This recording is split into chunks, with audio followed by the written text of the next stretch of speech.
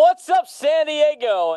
This is San Diego sports. The wins, the losses, the moments that matter, and the opinions that come with them. Padres have clinched the playoffs in back-to-back seasons for the first time since 05 and 06. No hype, no filter. Just the truth about your teams, your city, and the people who care about it most. The reality is the expectations are higher now for this club than they were in 2019 and 2020 when the Padres hadn't made the playoffs that many times. He's been here. He knows this city. And now he's leading the conversation every single day. Live and local on 97.3 The Fan. This is fun. We're doing this for fun. This is fun. Have fun. Enjoy the fun with us having fun. Now, here's Braden Surprenant. What's up, San Diego, and a happy Friday. It's Friday. Happy Friday to everybody out there in America's finest city. He's Frank Marchese. I'm Braden Surprenant. This is the Braden Surprenant Show. San Diego's number one sports station, 97.3 The Fan. Talk a lot of Padres baseball today. We're going to talk about a lot of baseball in general. We're going to talk some Aztecs football later on. 5 things to watch for in camp as we continue and get ready for the college football season. ESPN had an article out there about ranking every team in college football going into the season. San Diego State getting a little bit of love, considering the circumstances of them being a group of 6 school. They're getting some national love. Could be a potential playoff team representing the group of 6. Maybe. We'll talk about that later on in the show. Drake Hills will join us at 1:35. We'll talk about San Diego FC's win a couple of days ago. And, of course, we'll dive into an NFL training camp report, as we have had a couple of games last night, 6 games in particular last night in the preseason. And, again, like the preseason stuff, you know, it's good to have football on, in my opinion. I enjoy having football on in the background while I'm working on football, during the football season, coaching high school football. It's good to have it back. It gives you that sense of fall, right? I love this part of the year is my favorite part of the year, this August, September, October part. I used to not really think that as a kid. Like when you're a kid, you love the summertime, because you're out of school, right? You love the summertime. You love being on summer vacation, being able to do what you want, not having to go to school, not having to do homework. It's fantastic. When you get to become an adult and you don't have to do homework anymore, there's other seasons. There's other parts of the year that you end up finding and loving and enjoying a lot more. For me, it's right now. Now, this is my busiest time of the year. I appreciate the shout out yesterday from Chris Ello about giving me some props of being the hardest working man and that he knows. I appreciate that. Everybody here at 97 through the Fan works incredibly hard, and everybody does other things outside of just on the air here. And it based on just on all the stories that our hosts say, but all of our hosts are involved in something else other than just this radio station. A lot of it is very much community-based. And for me, I coach high school football because I love coaching high school football. I get a little stipend to do it. That definitely does not, equate to a lot of monetary value when it comes to the hours you put into it. It's basically like doing it for free, but I love it. I love that I help out my school that I went to, but also with play-by-play with USD and this and maybe some other things now coming up on the horizon. It's fun and it's very busy. It's a very busy time, but I love the fall. I love this kind of early part of the football season. It's better when you get to regular season games, of course, but you got the playoff push for baseball. You're going to get playoff baseball coming up here in the next month or so. Coming up in October, obviously, as you grind through. And September is going to be a lot of playoff level baseball, I think, in Major League Baseball. But you got that. You got football on. You got college football. I think the first couple of weeks of college football are always the best. Always fun to watch. It starts to cool off a little bit. Maybe not as much here in San Diego. I'm sure it's even better in other parts of the world, but in other parts of the country, you get the fall, the leaves change, everything like that. But we're starting to get into the fall a little bit, which is fantastic. Now, I will say this. I think it's a little bit too early to start putting up Halloween decorations.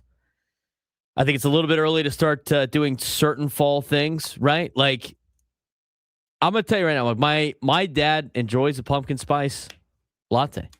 He enjoys some pumpkin spice. He has a rule where he cannot have it until the Sunday of Labor Day weekend. I feel like that's a fair time to really start diving into fall. At that point, everybody's in school. Now, everybody's in school probably already, but you got the kids in school. You got football right there ready to start that week. That Thursday is usually when we got the NFL up and running, although it's on a Wednesday this year that they're going to start. But the fall season is something to be excited for, and it's right here on the horizon. Now, my friend this morning, she was like, "Oh, I'm drinking my coffee out of my fall cup," and I'm like, "It's not. You're a little early. You're a little early." She said, "Let me live." I said, "Okay, fine.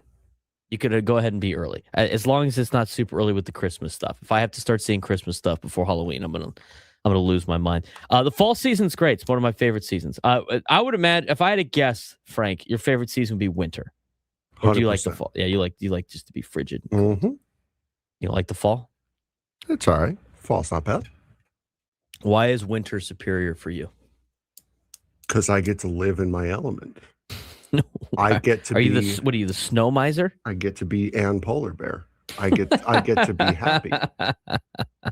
It's a lot easier to warm up. It's a lot easier to warm up than it is to cool down. So I prefer the winter for that.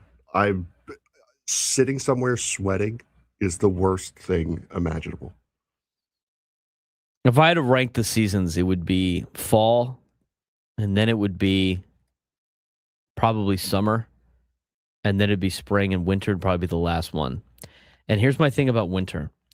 I don't mind winter in December. It's the February winter that I just go, this sucks. This is the worst. This is the worst month of all time. It's the like after, probably 2 weeks in it. It's probably the last 2 weeks of January into all of February, the worst 6 weeks. Worst 6 weeks of the calendar year.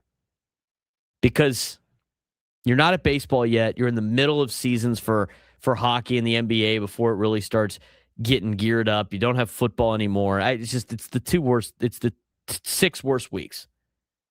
6 worst weeks. I agree with Jake Waters in the chat, though. San Diego people talking about winter should be against the law because we're so blessed here to not have to deal with actual winter.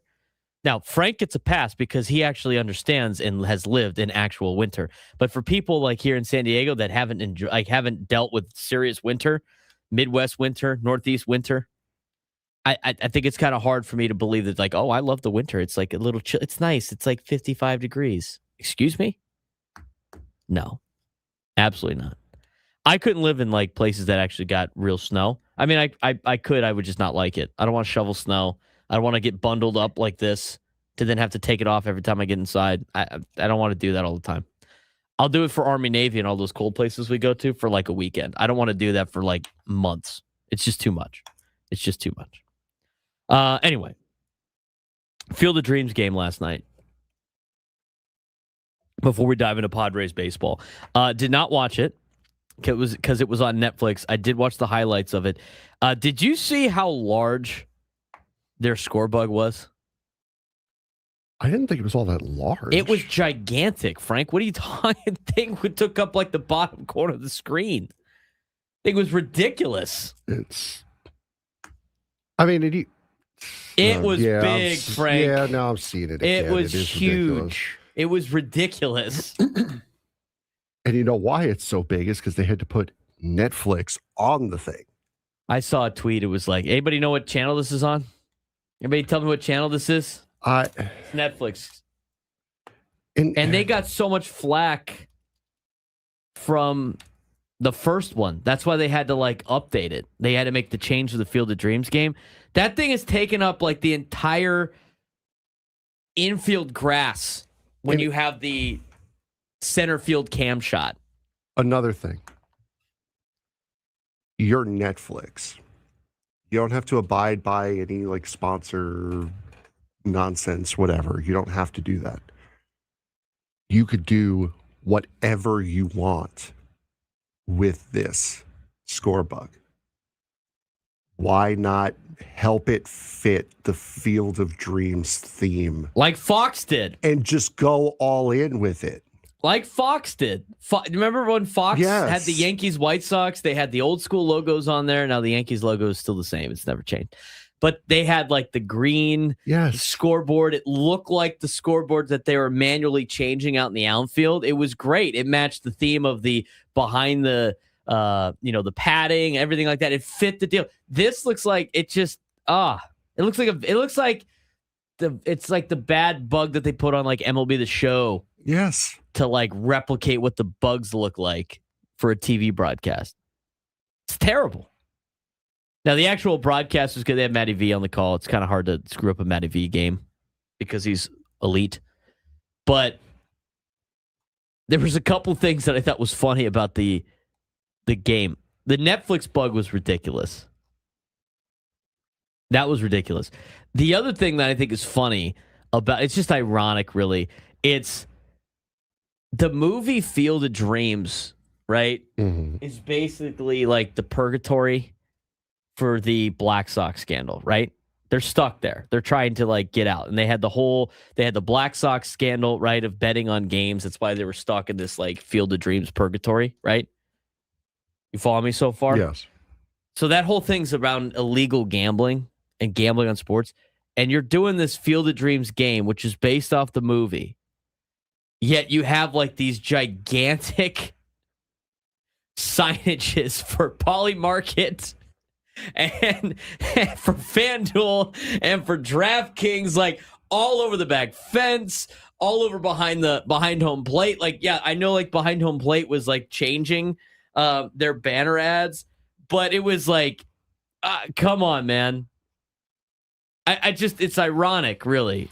And not a single person noticed it. Like, as far as like people who set it up, Major League Baseball, the people that worked there at the Field of Dreams, the people that did the signage for it, not a single person said, that's odd. I bet you they did say it was odd. I bet you not a single person made that correlation. I do, because, you used to hang signs. You still do hang some signs. Yes. You got to, there's somebody like you, Frank, that's hanging this going like, this makes no sense. I mean, you still have to hang the sign. It's not like, if you didn't like the sign, Frank, that you were hanging at Snapdragon Stadium, were you going to call it, we can't hang this? No, you're going to be like, this is dumb. Why are we hanging this thing? You're like, that's what they want. I guarantee there's some people like that. I understand why the context is different. You can gamble on sports now, everything like that. It's kind of funny to me that they decided that's like it's just ironic.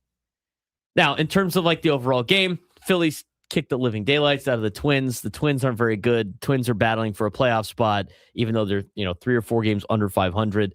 A couple of things with the Field of Dreams game that I think would make it better. One, it would be nice to have a couple of teams play there. I think.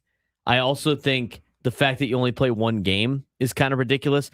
I don't know why, Frank. Like when they do the series in Mexico and in London, right? Like it's 2 games, and both teams are the home team once. I don't know why you just don't do that with this game.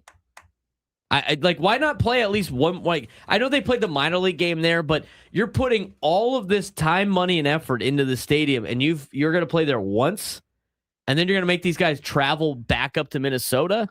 I mean, it's probably a big reason why. And then they announced that the Royals and the Red Sox are going to be playing at the Field of Dreams game next year, right? And Frank's like, why do they always pick a team that's good and a team that's very, like, irrelevant? Well, the irrelevant team, again, goes back to our diss on the American League Central for being the most boring product on the planet, as almost every American League Central team has played in this game. But they pick teams that are close to Iowa. So you could go there, you play one game at the Field of Dreams, and then you finish the series in Minnesota, in Kansas City, in Chicago, right? Why not play like a game each there? You already do these random 2-game series. Like that's what you got to put at the Field of Dreams game, I would imagine. And don't tell me it's like, let's have local teams kind of draw. The tickets are like $2,000 a pop. I think the announced attendance was 7,100 and something. They hold 8,000 there. They still sold the game out. Let's have local teams draw. Like the local team draw there. I mean, Iowa. No one goes to White Sox Royals games. No one. What do you mean the local team's going to draw? That's because they don't want to go to those stadiums. They'd go to the Field of Dreams, though. Plus, Iowa is the base of like 7 teams, as by their blackouts that they have. There's like 7 teams that black out Iowa. They'd get to watch them in person for the first time. But again, like they need a. I think they could make this a big deal and like load it up and have a couple of games there. Announced attendance was official attendance was 7,163. Yeah, 7,100. Yeah. They can hold 8,000. They sold all 8,000 tickets. I think a lot of them were just available. People were posting like up until like first pitch, they were still going for like $800 a pop. I mean, I'd love to go to that. I think it'd be fun. I think it'd be cool to watch the Padres play in that game, but $800. I don't know how cool that is. I just feel like, they have all that land out there. They have all this cornfield. They could build a hotel.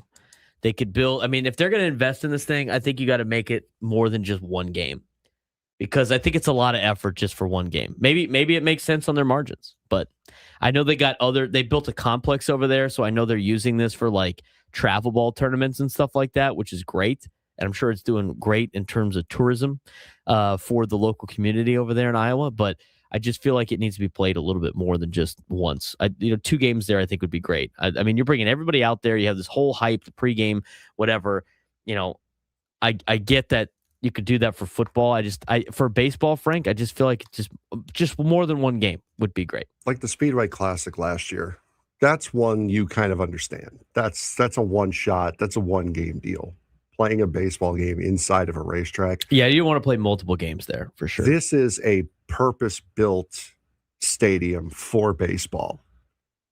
Give it a series or give it a 2-game set. To use it once, especially after you just put so much money in rebuilding the place, it makes no sense. It makes none. Yeah, again, you play multiple games when you go internationally. I guess it's mostly for travel and stuff like that. But when you look at the overall satellite image of this area, I mean, there's a lot of spots you could probably improve upon the play. I mean, might as well do it big. I think this is a nice little feeling out of what they could do there. But I mean, they built this ballpark there in Dyersville, Iowa. And I know they have like a little like minor league team that plays there. Dyersville Dreamers Baseball Club plays there or whatever. But they could totally make something happen over there. I mean, it's just a bunch of cornfields. Like, put in a hotel that is good for Major League Baseball players, because they built a massive complex of fields over there that they could just be having tournaments all the time for like little league kids. I mean, they already do all the Cooperstown stuff. Might as well play another game there. 833-288-0973. 833-288-0973. When we come back, we're going to talk about the Padres. They didn't have a game yesterday. Dodgers lost, which is interesting that we're going to talk about later on in the show. But are the Padres actually becoming one of the most dangerous playoff teams in the National League? Or are we just getting carried away by a hot 6-week stretch? We'll answer that question when we come back, as we just get started here on the Braden Surprenant Show. Saturday Summer Sports Station, 97.3 The Fan.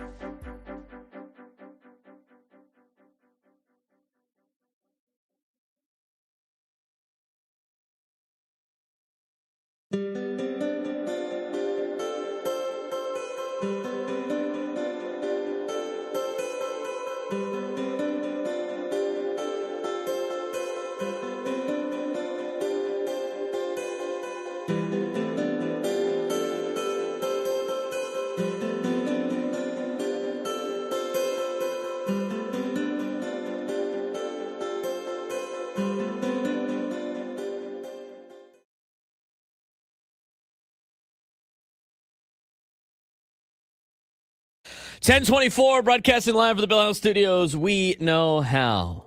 He's Frank Marchese. I'm Braden Surprenant, the Braden Surprenant Show, San Diego's #1 sports station, 97.3 The Fan. I appreciated Elo giving the updates of me driving up to Santa Ana yesterday. He didn't think I had any chance of making it up there in time. Santa Ana's not Los Angeles. It's Orange County. It's not that far away. I think I spent an hour and a half in the car. It wasn't even that bad. And I got stuck in traffic a little bit in Carlsbad when a big rig broke down. But it was pretty smooth sailing up there. It's great. Anyway. Pretty good. Yeah, no. He made it sound like I was flying up there. I was not. I couldn't really get that fast. I couldn't get the RPMs that quick with people in the way, Frank. That's kind of how it works driving up to Orange County. But overall, scrimmage went well against Modern Day. All 3 levels. Got the work in that you needed. Off next week. First week of high school football is next week. There'll be scrimmages going on again today throughout the county. First week of high school football, as I mentioned, next week. We'll have a couple previews for you next week as we talk about it. But overall, good showing yesterday for the Dons. And it was good. Let's get to some Padres stuff, okay? And I thought AJ Casville wrote a good article yesterday about this playoff push that the Padres have, and I think it leads to the question. It leads to the question of, did the Padres just become the team that nobody wants to face in October? And when you think about teams that you don't want to face in October, you're talking about teams that have a really good bullpen, teams that have hot offenses, and teams that have solid starting pitching. Those are the teams that you don't want to play in October, right, Frank? I don't think a lot of teams want to play Milwaukee because of Mizorowski. I don't think a lot of teams want to play the Cubs because they can slug at a high level. Mm-hmm. The Padres right now arguably have one of the best bullpens in Major League Baseball, that I think if they make the playoffs, nobody's going to want to see that bullpen, because you give up a lead early in the game, you're only playing a 7-inning game. And I think a lot of teams understand that. And then for much of the season, the Padres were using their bullpen because they had to, because the rotation wasn't giving them enough innings. So you had to use guys all the time because of lack of starting pitching. But now that the bullpen can be used aggressively by choice because of the fact that you can go out there and win games earlier. You got Mason Miller, Adrian Morejon, Bradley Rodriguez, deep middle inning options for this team. And the Arizona finale earlier this week demonstrated what that could look like. I mean, Craig Stammen had a lot of playoff level managed games, I would say, in the last week. And he used his 4 best relievers over the final 5 innings. I mean, that's what you're going to do in October. And when you have a bullpen that is that strong, you're not asking the starters to do a ton. And I think you have the right starting staff, Frank, that is good enough to get you the 4 or 5 innings that you need, so then you can use the bullpen for the last 4 or 5 innings. And now you're shortening the game even more when you're the San Diego Padres, and I think that makes you a dangerous team in October. Yeah, with the way this offense has also performed as well, you don't have that same sense of dread that you had in May and June of oh, we're down by 2 runs, this is it. You now have that ability, and that's why Wednesday, win or lose, Wednesday was a telling game. It was the turning point of the season. You could really see that even when they got behind, they didn't give up, and you never thought they were out of it. And when they came back and tied the game the way they did on Wednesday, you're like, okay, this team's for real. Win or lose, this team is for real. They ended up winning that game.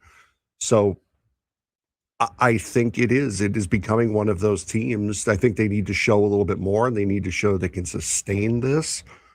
I know winning 15 out of 20 is a lot, but they need to show that they can sustain this instead of showing, we can do this for a short stretch and then potentially fall off again. If they could keep this type of play up and keep this momentum up, there are going to be losing streaks in there for sure. But if they can keep this up all the way through the end of the season, you're darn right I'm not going to want to see this team in the postseason.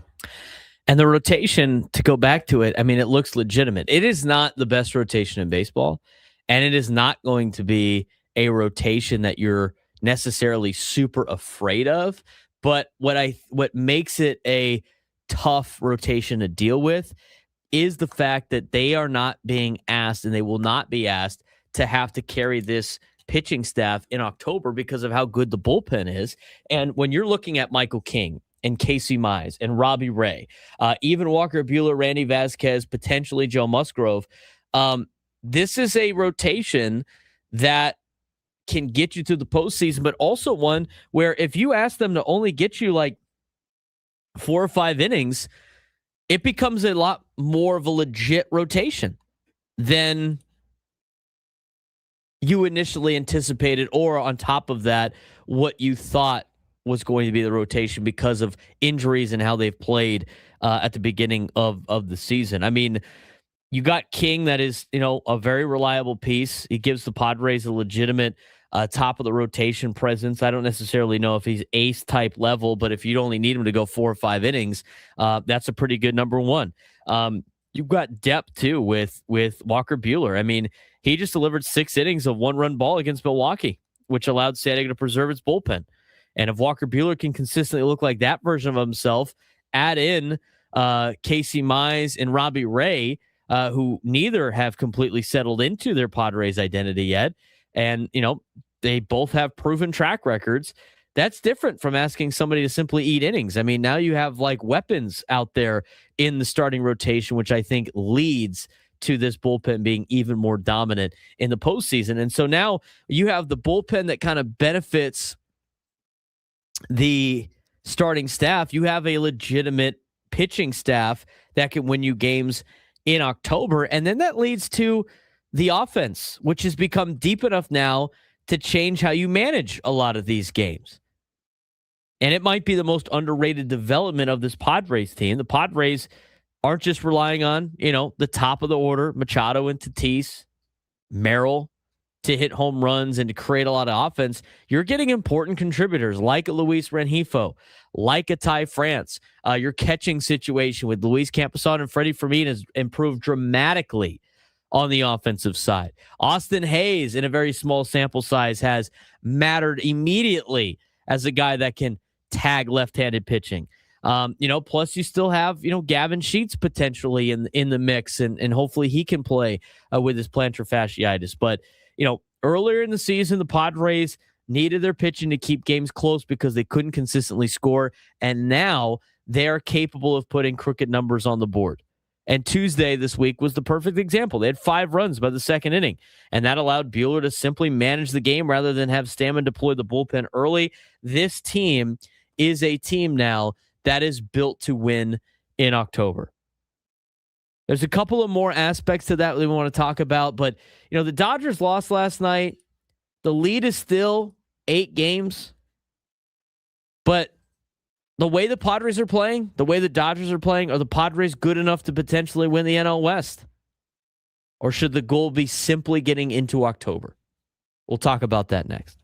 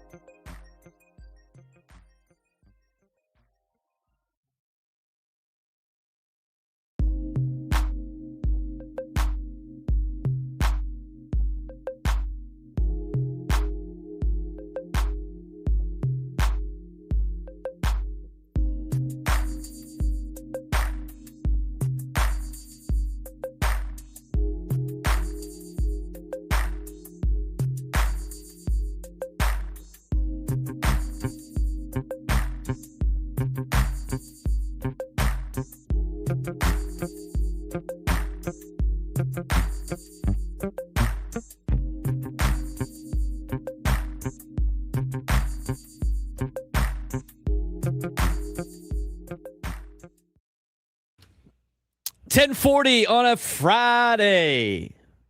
Padres baseball resumes tonight against the Cleveland Guardians. We'll get a full preview of that in the 1 o'clock hour. All of our guests join us on the SDCCU fan hotline. It's not Big Bank Banking, it's better. And joining us at 12:35 today, we got Bernie Wilson, formerly of the AP, in retirement, still covering, still doing a lot of stuff, but he's also doing some stuff for SI to cover San Diego State Aztec football. So he'll be on, talk a little Aztec football, a little preview of the season, little camp talk, if you will. We'll get to that at 12:35. Drake Hills will join us at 1:35 to finish up the show. And we'll talk mostly Padres baseball today, although we got a lot of other things that we want to get to as well. 833-288-0973, 833-288-0973. We're going to get out to the phones. Also, get out to Ron in La Mesa. Ron, what's going on? Hey, guys. Hey, Frank. Welcome back, buddy. I'm glad you're feeling better. I just don't have enough dirt on Kyle yet to give him stuff. And with you not being there, it just takes away over half of my take. So welcome back, buddy. It's good to have you. Thank you very much. Braden, a couple things. Braden, a couple things, and you may cover it later. Even thinking ahead a little bit with the pitching staff, with Musgrove coming back, I could see a lot of pitching chaos in the playoffs with maybe Joe not even starting and being kind of a long reliever. It gives them so many other options, and I'm kind of wondering what they're going to do once he comes back with the rest of the staff and see who goes down. I think Griffin Cannon's probably got to go away, but I'm really excited now to see what they could do when we've got all three engines running at once. And Braden, just to finish up here, I got to tell you, buddy, I can't talk anything about K-State. I had to sign an NDA a la Deion Sanders at K-State where I can't talk about anything doing football, basketball, bathroom breaks, eating, or whatever else Deion said we couldn't do. So 11-14's etched in my mind, buddy. We'll see you then. All right, Take care, guys. Have a great weekend. It'll be the Purple Bowl in the Big 12. We appreciate the call from Ron in La Mesa. We were so busy talking about Jaden Daniels and how stupid the number 5 thing. I mean, what a weird hill to die on, by the way. And I don't even know if it's him. It could be his agent, which is his mom. But the number 5 thing has been crazy with Jaden Daniels. And by the way, the kid Pickett, whatever his name is, that's the DB that is that wants to keep the number 5. He's already doubling down. I ain't giving the number up now.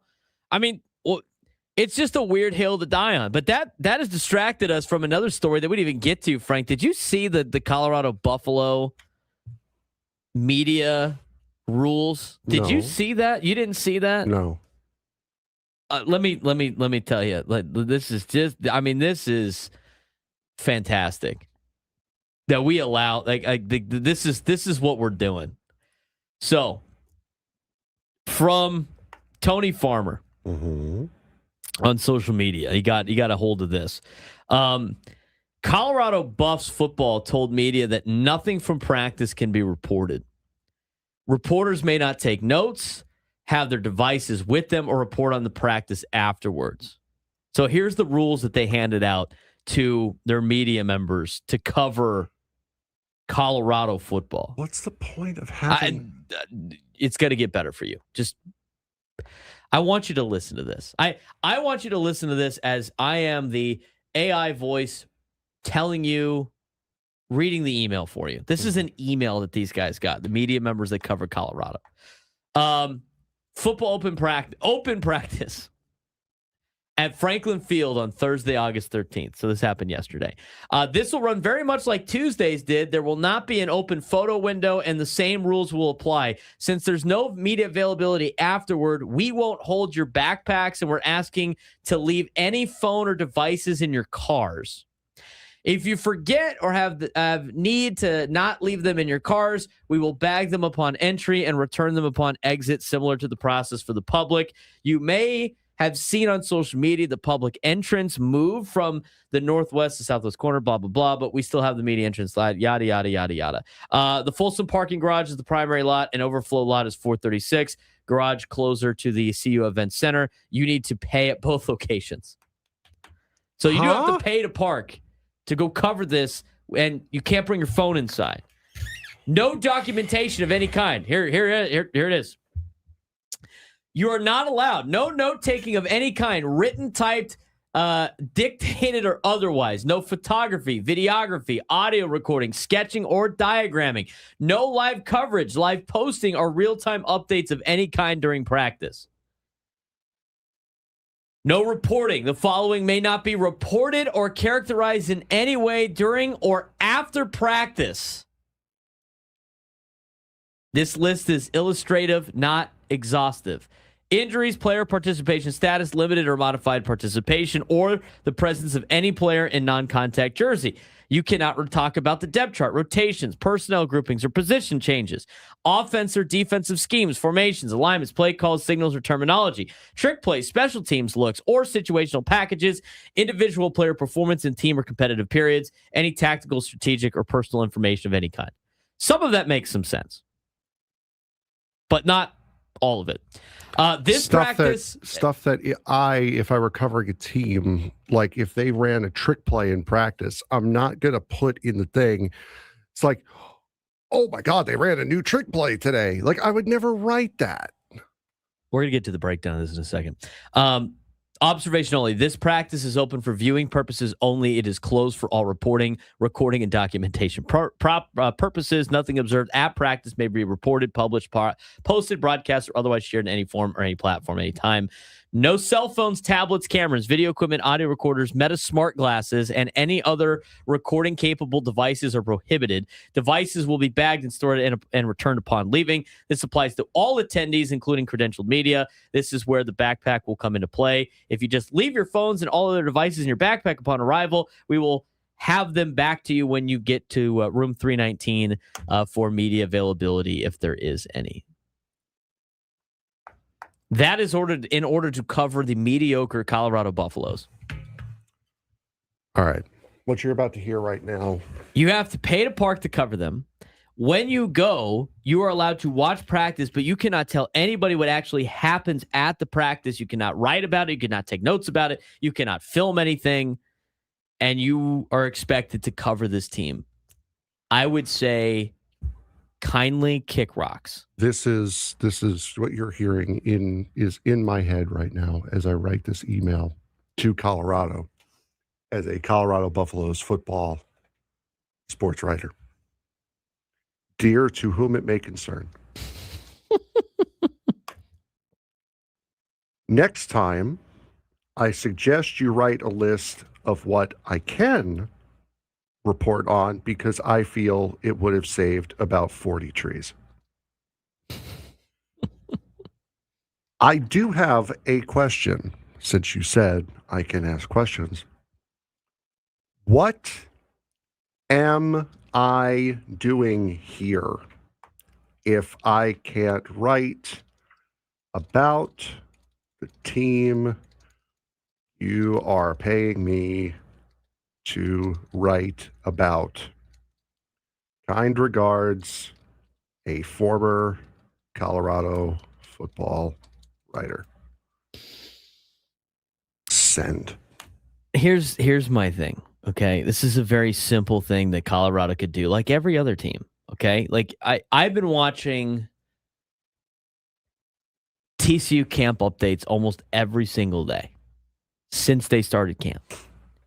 And yesterday, or 2 days, I think it was 2 days ago, was the first part where media was only allowed there for the first 10 minutes, and then they had to leave because they were working on North Carolina stuff. That to me is fair. That's understandable, and yes. Fine, right? Like, just if there's anything you don't want filmed, just say nobody filmed this, or have them available to the media for certain things. But to ban all types of documentation for the entire thing and force these people to pay to park is so ridiculous. I have never once seen a writer for a football team specifically go, yes, the Buffalo Bulls were trying out a new I formation package with the safety 2 steps to the right instead with the running back 2 steps to the right instead of 1. I've never seen a writer do that.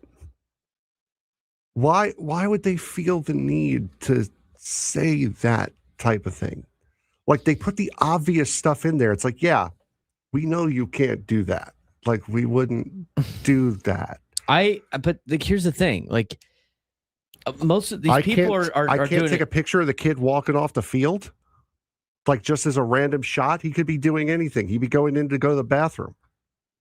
Well, my thing is, it's like, if you have the practice open to fans too, it's like they all know this stuff, right? So, like, if you're opening this to fans and the fans are there, you're taking their phones away. Are you're just gonna, like, what happens about the fans reporting on stuff? And that's where it's funny to me. You know, like the Cowboys were like the new defensive coordinator for the Cowboys was all upset about, like, he didn't want anybody filming his practice, as he was mad at the media for filming, like, at this open practice that all these fans are at. And it's like, you have all these people here that have seen exactly what you've done. If you want to do something, quote, in private, maybe you don't do it during the open availability. It doesn't make any sense to me. And to limit what reporters have the ability to do, they need to do their job. Their job is covering the team. You could probably tell them, you know, there's certain things that you cannot film, and they'd probably respect that. But for them not to be able to take notes, or anything, like, what do you think is going to happen? Like, let me, like, what's the worst case scenario? Some media person has a notebook, and then they're not really football people. So then they're going to just, like, what are they going to quickly draw up? What are they, the guy from The Longest Yard who's, like, trying to copy the plays down? And, like, what are they going to do? Go bring it to Colorado State? Yes. They're going to go, like, oh, look at this secret play Dion's running. Like, oh, man, they're going to beat your ass anyway, Dion.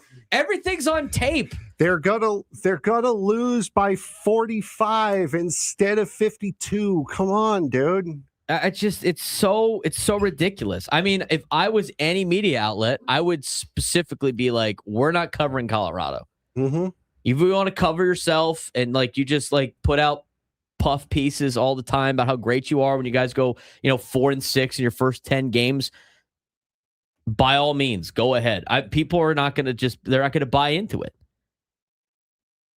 But I don't understand, like, how Adam texted. He's like, does this violate freedom of the press? If you invite these people here, but they're not allowed to do anything about it, you're not allowed to report on this. Come on. And you can't even say you're a free attendee of a paid practice because you had to pay to park. You had to pay to park. This team opens up the season at Georgia Tech. They probably are going to get smoked. Then they got Weber State, might be a win. They got Northwestern. Then they get in the Big 12 play, and good luck to them. This is, like, on top of, this is what I get. I get irritated with coaches sometimes. They're worried about things that do not matter. This does not matter. Every team in college football has got good coaches and good scouting. And the things that you run on tape are always going to, they know what you run. You're not hiding anything from anybody. I mean, this is a public university. I can't believe they can, like, I can't believe anybody would cover these guys. I mean, we're talking about a team that went 3-9 last year. 3-9. I mean, if I were the newspaper, I'd pull everyone. If I were the UT and say San Diego State did this? Yeah, say San Diego State did this. Like, good I'm luck. sending all of my San Diego State people to USD. Send them somewhere else. Yeah, just, okay, bye. Like, you have officially become irrelevant now. They won 3 games last year. They beat Matt Campbell. Got to save Penn State. Beat Matt Campbell last year at home. Ranked 22 Iowa State rolled into Boulder and lost to this team. Penn State is going to finish 7-5 this year. Yep. They beat Iowa State last year, Wyoming, and Delaware. 1-8 in conference. Hey. And this is the team that's like, don't film our stuff. Those blue hens were pecking. I think at this point, they're tired of, like, any video coming out of practice where people confuse them for a high school team, which has happened a lot in Colorado. Just take pictures of Dion's foot. I wouldn't send anybody there to cover this team. I'd be like, go ahead. Create your own noise if you want. When we come back, going back to Padres talk, we're going to talk about whether or not we think that they can compete for the division, if it even makes sense to even talk about that. We'll also hear from Craig Stammen from earlier today as well.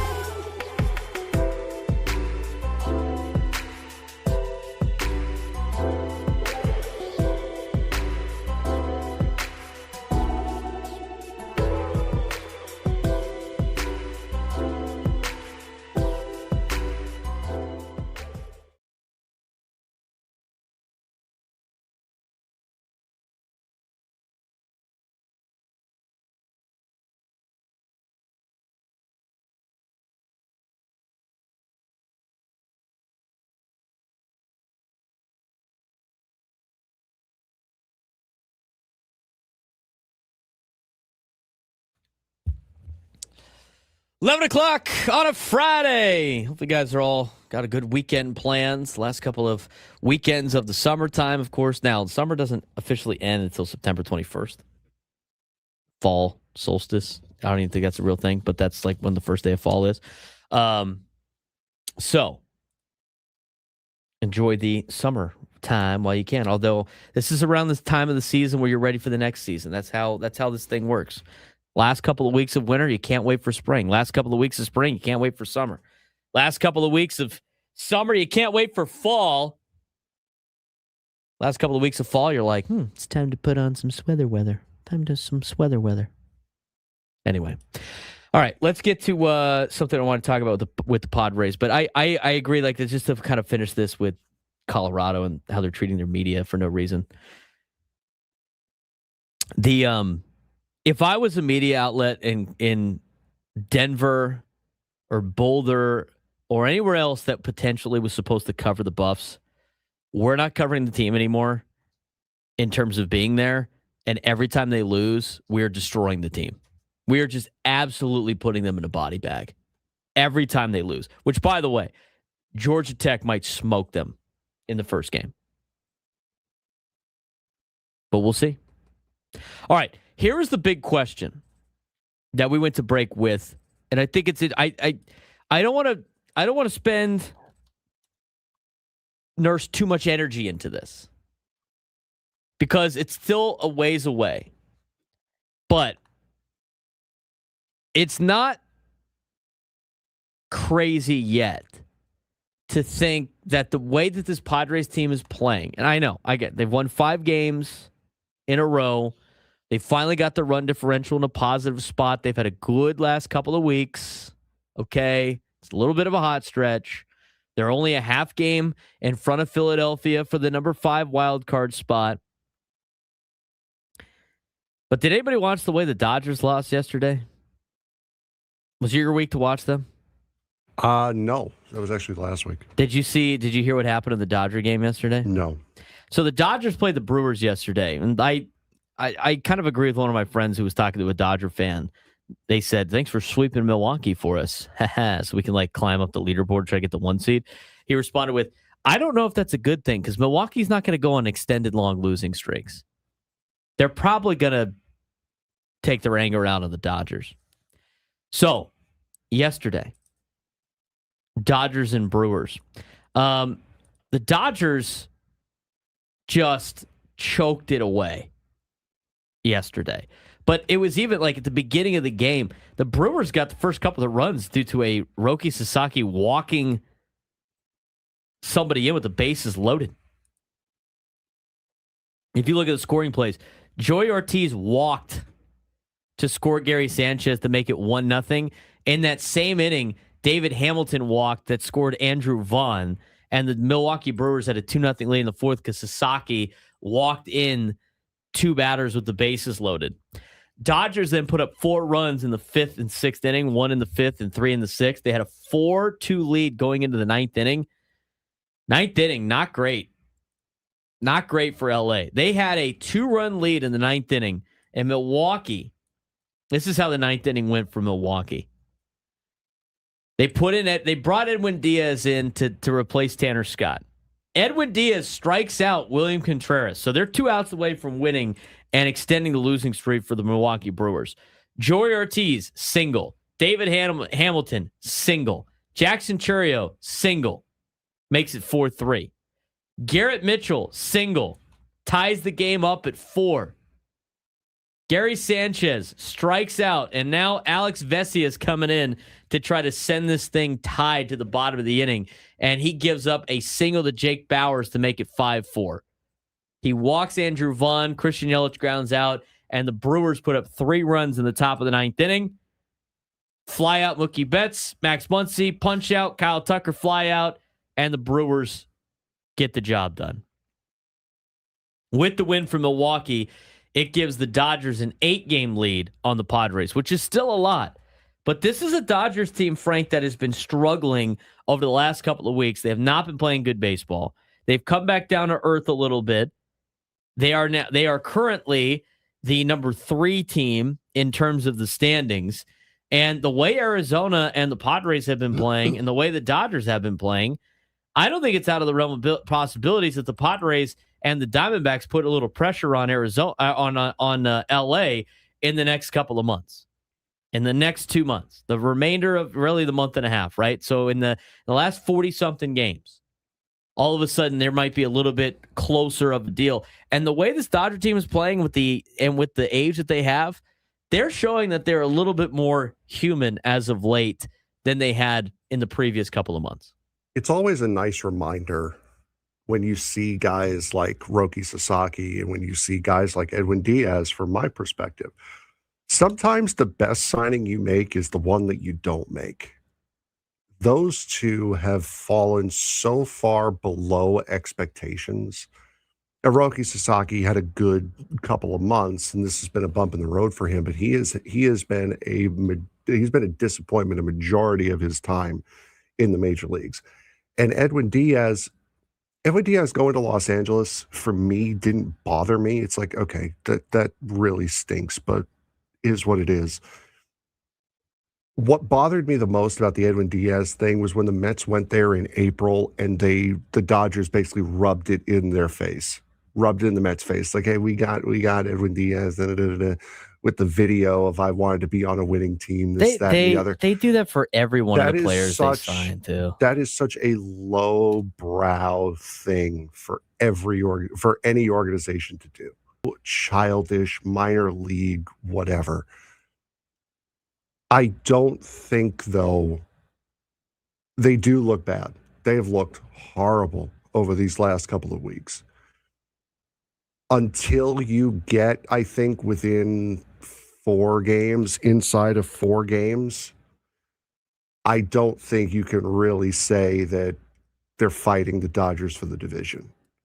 I think if you can really close that gap in, if you can get 3 to 4 games out before September, I think then you're really starting to put pressure on Los Angeles. Until then, your main focus should just be get to the postseason. I think that needs to be the main focus too. I think that needs to be the main focus until what may happen in September. And I said it last year. I thought the Padres last year would miss by 3 games. I said that on a roundtable. I said they're going to make it close, and then it's just they're not going to get it done. They're going to miss it by 3 games. They ended up missing the division by 3 games. I don't think. I mean, the way the Padres have been playing, they're playing a lot better than what than how the Dodgers have been playing. But they're going to need some things to go right in order to like even think about catching them right now. And I think the goal needs to be, let's distance ourselves from the rest of the wild card before we start talking about potentially catching Los Angeles. But if you look at like just what LA has done as of late, I mean, it's been kind of tough sledding for them, really since the All-Star break. But if you look at their last, handful of games, dating back to their last game against the Mets, I mean, their last 17 games are 6-11 in their last, 17. I know they break it up like 15 games and 30 games. Last 15 games are 6-9. Okay, their last 30 games, I don't think it's that much better, if you will. 1, 2, 3, 4, 5, 6, 7, 8. That's about 15 right there. Their last, that's one more. Their last 30 games, if you will, the Dodgers are, let me see. Let it load real quick. Dodgers are 13-17 in their last 30 games. So they're not really going in the right direction right now. I know they're getting some reinforcements with some starting pitching. And if you look at their schedule, again, they got swept by Boston. They got swept by Chicago. They lost 2 out of 3 to Arizona. They got a break with Kansas City. They lose game 1 against Milwaukee, and they got 3 more games this weekend against the Brewers. Then they go to Colorado, and they got Pittsburgh, and then they got a road trip to Atlanta and Detroit. They got St. Louis, Washington, Cincinnati, at Miami, Cincinnati. They got the Giants twice with the Padres mixed in. If the Padres could make it, if they could cut the deficit in half going into September, I think you got a chance. But I agree with you, Frank. At this point, I think it needs to be a situation in which you're trying to get to October, and you got to be focused on yourself more than anybody else. But It's interesting to watch because I think Arizona and the Padres are playing a lot better baseball than the Dodgers are right now. And we're at the point where object and mirror is closer than it appears, I think is where we're at right now.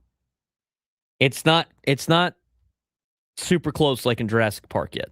It's off in the distance. The Padres and the Diamondbacks are still off in the distance, but I think they make it where they have to battle in the last kind of month. I think so too. And you play them in LA the second to last series of the season. So that could put a lot of pressure on Los Angeles. And you also have Arizona right after that at home. So those are going to be, you're starting the playoffs a week earlier than everyone else, effectively. But you cannot pay attention. You cannot pay attention to the Dodgers just yet. You have to focus on Arizona. You have to focus on Philadelphia. You have to focus on just making the postseason first. And once you get comfortable in a wild card spot, once you get a couple games safe in that wild card spot, then depending upon where you are in relation to the Dodgers, then you start to worry about them. Not right now, though. I agree. I still think looking at the schedule, there's not too many teams that LA plays that you are worried about in the standings that you want them to win. Against Milwaukee, that's kind of a wash. It doesn't really matter. They're both division leaders. You don't care if they beat Colorado. The Pirates are so far out of it now. You don't really need the Dodgers to do damage against them either. Atlanta doesn't really affect you that much at this point in time. Detroit in the American League doesn't bother you. St. Louis has been kind of hanging around, but not really. Washington doesn't affect you. Cincinnati doesn't affect you. Miami, maybe. I mean, at that point, if Miami is still within like 2 games of you in the standings, you would probably want the Dodgers to beat up on Miami. But if you look at the teams they're playing, they're not playing anybody that's really in contention for the next month and a half. I mean, their schedule definitely eases up a little bit, so they're gonna have enough time to get right before they play the Padres. But they're also not playing horrifically bad either. They're 12-13 since the All-Star break, so they're playing 500 baseball, which is what the Padres were doing just a couple of months ago.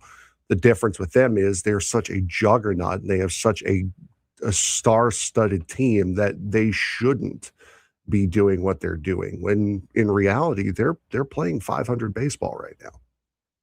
Yeah, and then as of the last 30 games, it's a little bit below 500. But you're starting to see some of the cracks in the armor up there in LA, and it leads to some other things that have been going on. And it's I'm gonna wait for more reports to come out about what's going on behind the scenes and how much it actually affects the Dodgers. But the Guggenheim Group has some issues right now, and Mark Walter has some issues right now. With the federal investigation about some of these fraudulent loan situation is basically what it is. And without going into further a lot of details. It's involving with insurance and using kind of some mock loans of the insurance company that he owns and helping fund, the TV partner of the Dodgers and a little bit of the Dodgers. And there's some interesting things with that it is very complicated and not, really worth diving into too much on the show. It affects the Dodgers a little bit, but not to the level I think a lot of people are hoping it would be. But it is something to monitor, and that's something that's interesting, especially since Mark Walter finds himself in a little bit of a sticky situation with money when it comes to this federal investigation, and hence why he probably sold the Los Angeles Lakers. And we'll wait on more reports about that. But the Lakers sale has created a secondary question around the Dodgers about could Mark Walter eventually sell the Dodgers too if he's in this level of trouble. He currently leads Guggenheim Partners, which owns the Dodgers, and his Lakers sale has naturally prompted speculation about whether or not he is restructuring his sports holdings. That speculation matters because Shohei Ohtani has a contract clause in which he has a key man clause Ohtani's 10-year, $700 million Dodgers contract allows him to opt out if either Mark Walter leaves the organization or Andrew Friedman leaves the organization. According to a league source familiar with Ohtani thinking, Ohtani is not expected to exercise the clause even if Walter eventually sells the Dodgers. When Ohtani signed that with the Dodgers, the clause was essentially a safety net, and his reasoning was straightforward. He wanted to know that the people responsible for building the organization would remain in place, the people that signed him. Ohtani specifically viewed Walter and Friedman as the two people ultimately responsible for making the Dodgers remain a championship caliber organization, which I think is a good calculation by Shohei Ohtani. But the Dodgers have apparently demonstrated to Ohtani that the organizational structure is bigger than just the owner because of the way they've spent money and stuff. So it doesn't sound like that's something that is going to be pursued, but it is interesting that it is in a clause nonetheless, and you're having these dialogues, if you will. Where there's smoke, there's usually fire. So we'll see what happens with LA, but there's a lot of stuff going on behind the scenes right now with the Dodgers and the Lakers and the Guggenheim Group, and most notably Mark Walters, that I'm sure there's going to be more information about.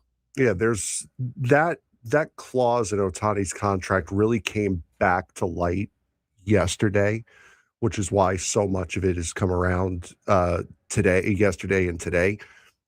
I would be stunned if Shohei Ohtani leaves the Dodgers. I would be absolutely stunned. He had a chance to leave LA, didn't take it with Anaheim. He went up north to the Dodgers, and I don't see him leaving Los Angeles in any way, shape, or form. I don't understand. I mean, it's smart business on his part to have that clause in there, but to get yourself excited and riled up about this, he's not going anywhere. He's not going anywhere. He's going to be a Dodger unless they have to liquidate that entire team because of financial issues. I don't think he's going anywhere at all. 833-288-1973, 833-288-1973. When we come back, we're going to dive more into Padres baseball, obviously, but we talked about the key man clause for the Dodgers, but it's some good schedule playing out for the Padres in the next couple of weeks. They got some off days mixed in. How does that impact the club? We'll talk about it next.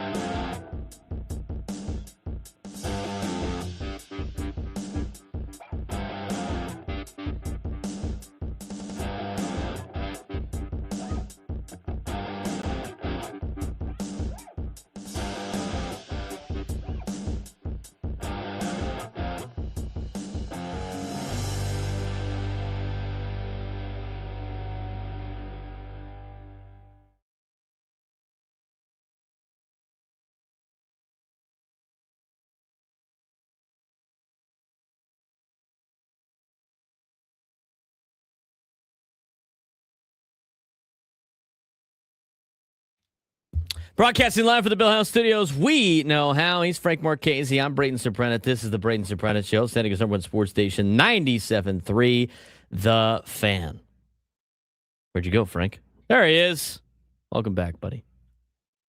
YouTube people didn't know where Frank's mug was, nor his casings. Anyway, when's your race season start again? I don't know. I do not know when it starts. I am doing broadcasting, though, now for them. I know, So- yeah. You know what? It's more fun to watch you race than watch a bunch of other people race. But No, that's fair. we could put the link in. That's absolutely fair, for Yeah. sure. I think people get super gassed up to watch you race. Yeah, for me, I'll be on the call every Saturday night, and SATURDAY. these next 2 Thursdays as well, I will be. And one that's not going to make my parents too happy. Ah, yeah. I was asked and agreed to do a race on Sunday, the 30th, at 6 a.m. Brutal. Oops. 6 a.m.? Yeah. Oh, man. See, this is where Europeans kind of stink, is because that's their normal nighttime. So Well, don't you have European dudes broadcasting your we races? do, yes, which stinks for them because it's 3 a.m. when they do it. Yeah. Okay. Let's talk about this upcoming schedule for the Padres. We got a 3-game series against Cleveland, starts tonight. And I think they have shifted from trying to stay alive to actual playoff threat now. And I think the biggest news of this is not the fact that they swept Milwaukee, but it's how they swept Milwaukee. And here's some stats for you. The Padres have completely changed their playoff outlook. They're now 65-57 on the year, NL's second wild card spot. They have won 15 of their last 19 games, 17 of 26 since the All-Star break. In fact, they are tied for the 4th best record in Major League Baseball since the All-Star break. They have climbed past 6 teams in the standings during that surge. Their postseason odds have gone from roughly 7% to better than 60%. They are back in playoff position for the first time since June 27th. And Wednesday's sweep of Milwaukee was especially significant because the Brewers entered the series with baseball's best record. I mean, a month ago, the Padres looked like a team that might be watching October from home, and now they're in position to control their own fate. We made some of the comparisons yesterday to the 2024 team, and they're starting to really show like they're the 2024 team. I mean, you could even start looking at some of the players being very similar. That 2024 team, we all kind of wrote off too around this time in the standings, this time in the calendar, right before the trade deadline, and then they went on a tear. And we kind of saw that they had a more beneficial schedule in the second half that they could take advantage of. But, I think the fact that the Padres players got on a little bit of a run right before the trade deadline and then forced AJ to really go after it, I think has changed the mindset of this team going into the final stretch of the season. Yeah, they've done a fantastic job with it as well. The 2 guys they got haven't necessarily been lights out, but the team as a whole has taken that boost and have absolutely run with that momentum. You've seen, as we talked about yesterday, you saw on Wednesday where having a guy like Robbie Ray instead of having a Matt Waldron really benefits you in that 4th inning on Wednesday. So they have already made some sort of impact here. It's only a matter of time before they start pitching and having, 6 innings, 3 or 4 hits, 1 or 2 runs, and then just rolling. But yes, this team definitely forced the front office's hand, and they have repaid that trust in kind with how they've performed over the course of the last couple of weeks. Now, Jake Cronenworth mentioned that they like this is a new group. Now we can go win, and I think that's a big psychological turning point to this team. But obviously, we talked about what has made this team from a survival team to a team that could do damage in the postseason. The big thing is, of course, the offense, which is the biggest turnaround. They were the league worst earlier. Now they're first in multiple offensive categories in the second half. And Wednesday showed that this is an offense that doesn't have to be super explosive all the time.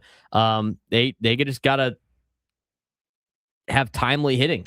They tied the game in the 8th inning the other day. They got a huge infield hit from Jake Cronenworth. They got a sacrifice fly from Jackson Merrill. They got a walk-off single from Luis Camposano. They took advantage of mistakes and opportunities and a way different identity. And I don't know if you noticed, ripping off some of those items right there of events that happened.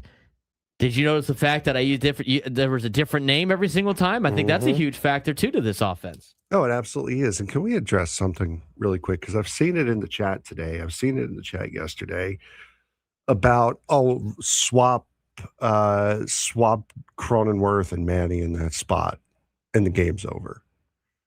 Because Jake actually busted it out. I saw Jake 2 at-bats prior to that not run out a ground ball. So it's not a lack of effort. It's knowing when to use that effort is the difference. It's not, Manny's lazy. It's that situation right there called for maximum effort. And that's what Jake did. It's being smart about when you do use that maximum effort. And yes, many different guys have been a big part of this. It has been Manny, it has been Fernando, it has been Jackson, but it's also been Jake. It's been Ty France. It's been Austin Hayes in his short time here has gotten. Gage Workman had a big RBI hit in his debut. There have been contributions all over the field by everyone who has put on a Padre uniform over the course of the last couple months. Luis Camposano's been a very interesting storyline here, too. A lot of people in the YouTube chat wanted him cut before the season even started. I mean, he has had a huge turnaround. I mean, we're talking about a guy, and Elo mentioned it was 500 days or something like that, 530-something days, whatever it may be. In between 500 and 600 days where he didn't get a major league hit. And not only did he get the walk-off, I mean, he's hitting over 300. His quote, perfect, last year was last year, says a lot about where he is at mentally.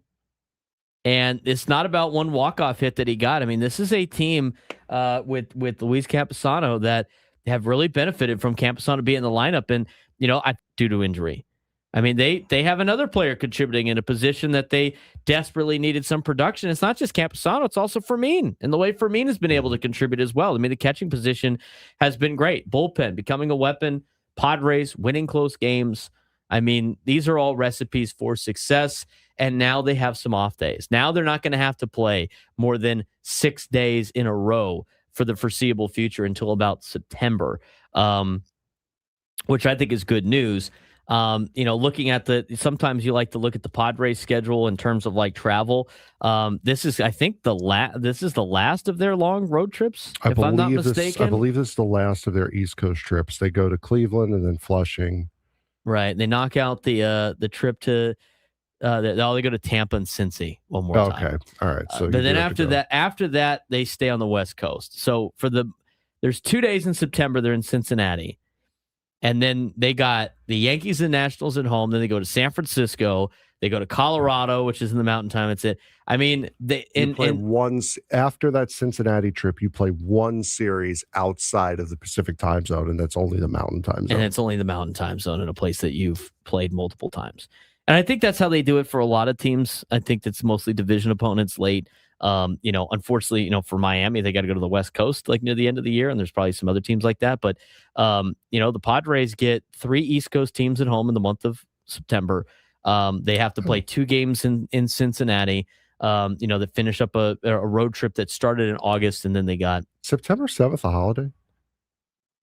Yeah, that would be Labor Day. Okay, so do we have a show on that day or no? We shouldn't. Maybe that's not Labor. Yeah, that is Labor Day. I was going to say, because if we don't, I just realized that game against the Nationals, the 2:10. Yeah, it's Labor Day. 2:10. So we would have a shortened show that day. Anyway. Yeah, you're off that day. That's Labor Day. You're off to celebrate you and your hard labor that you do. There you go. When we come back, Craig Stammen, the manager of the Padres, was on with Bennett Woods. We're going to hear from him when we return.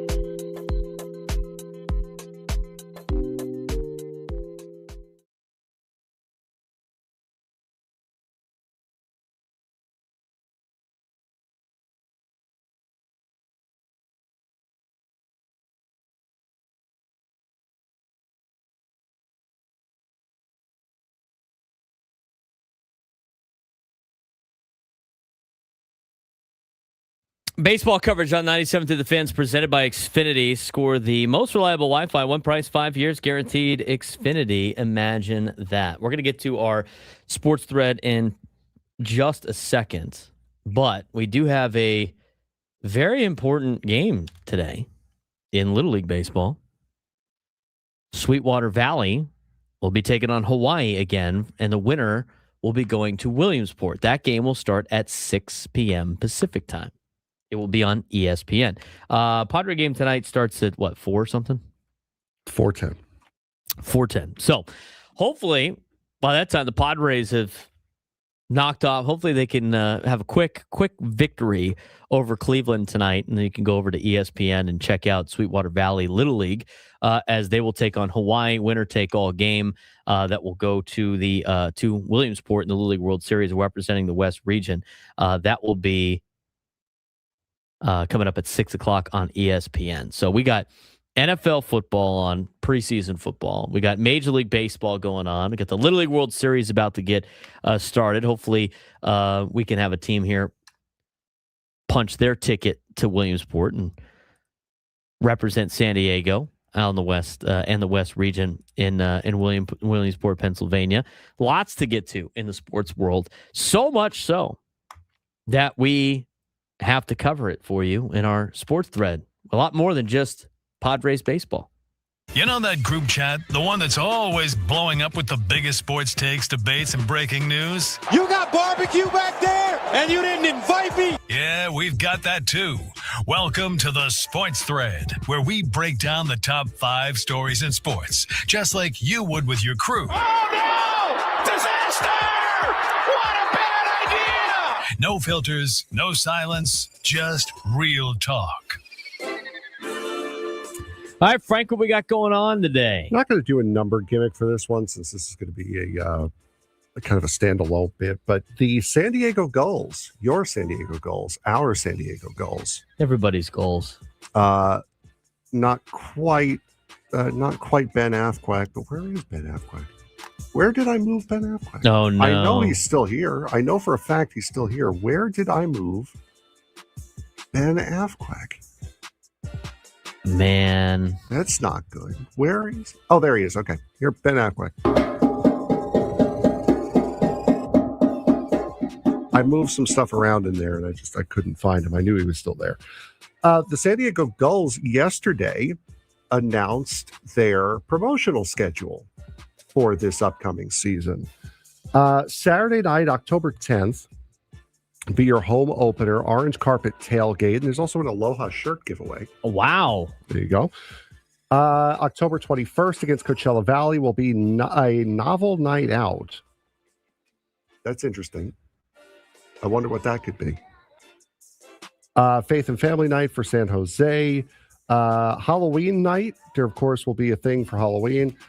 Sunday, November 1st against Colorado will be Dia de los Muertos celebration, a soccer jersey giveaway. There will also be a military appreciation night on November 11th with specialty jerseys as well. November 20th against Iowa. Braden, get your tickets now. Country music night. There will also be a Friday night concert brought to you by Viejas Casino and Resort. So that'll be fun. Gulls Fight Cancer Night will be November 24th.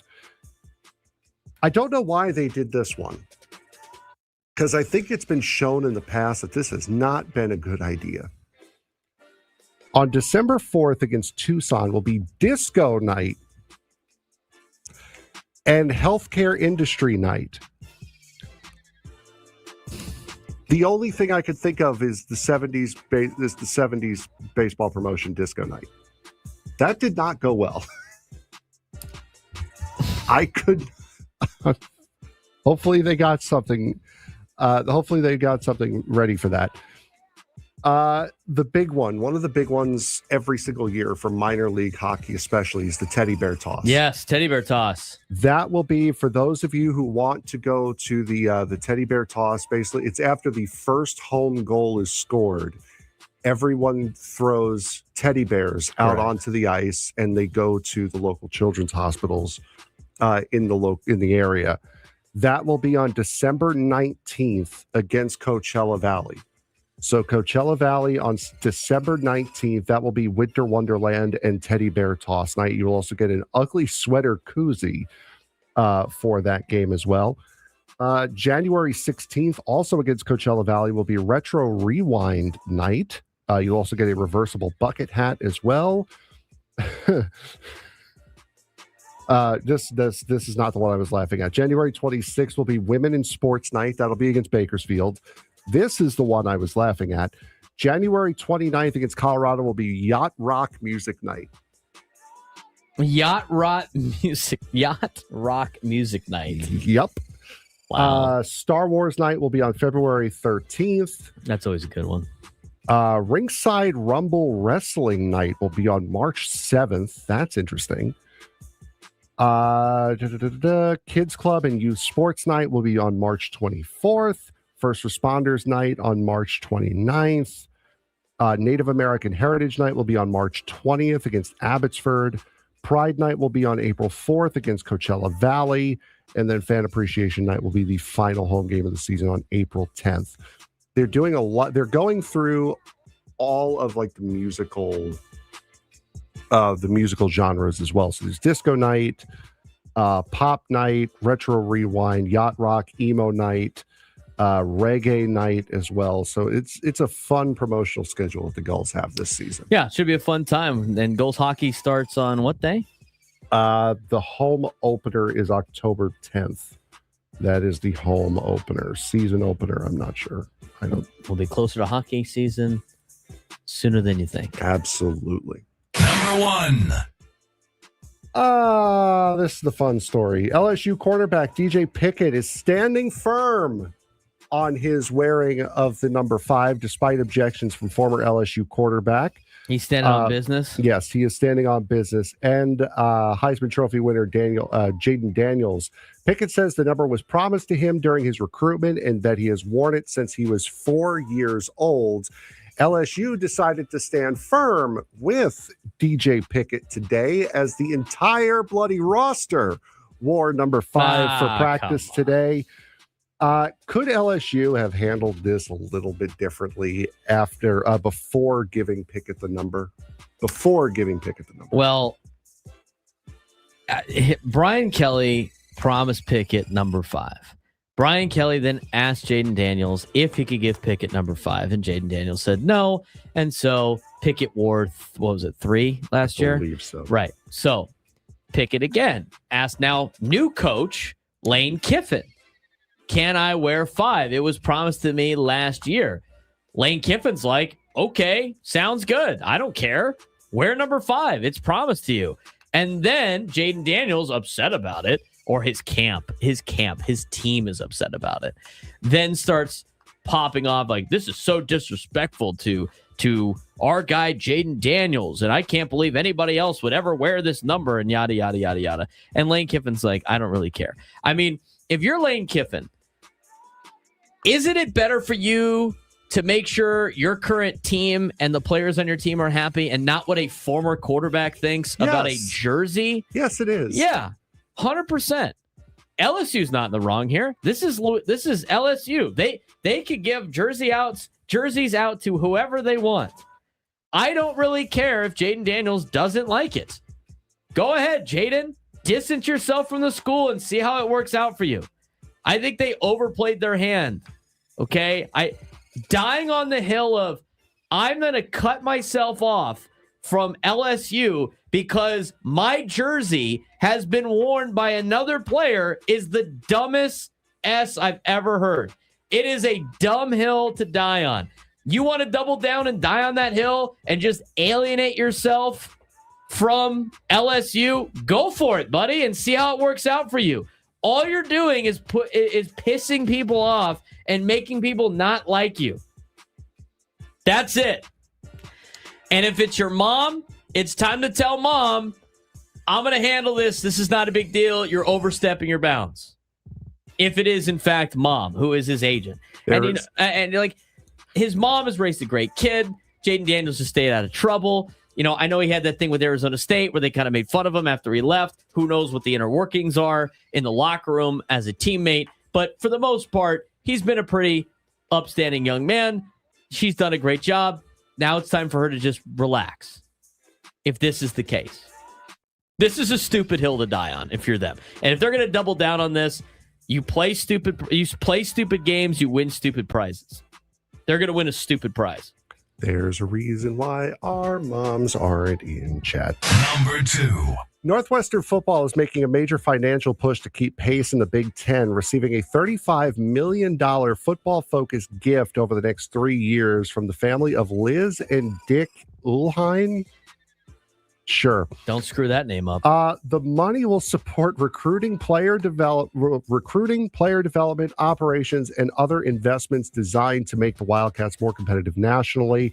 The donation comes as Northwestern prepares to open its privately funded $850 million Ryan Field and recently added veteran coach Chip Kelly as offensive coordinator. After years of struggling to consistently compete in the Big Ten, Northwestern is clearly signaling that it is ready to invest heavily in football. In today's college football landscape, can a major financial investment like Northwestern's $35 million gift fundamentally change a program's trajectory, or will schools with deeper pockets and more consistent resources always still have the advantage? What's $35 million going to do to Northwestern football?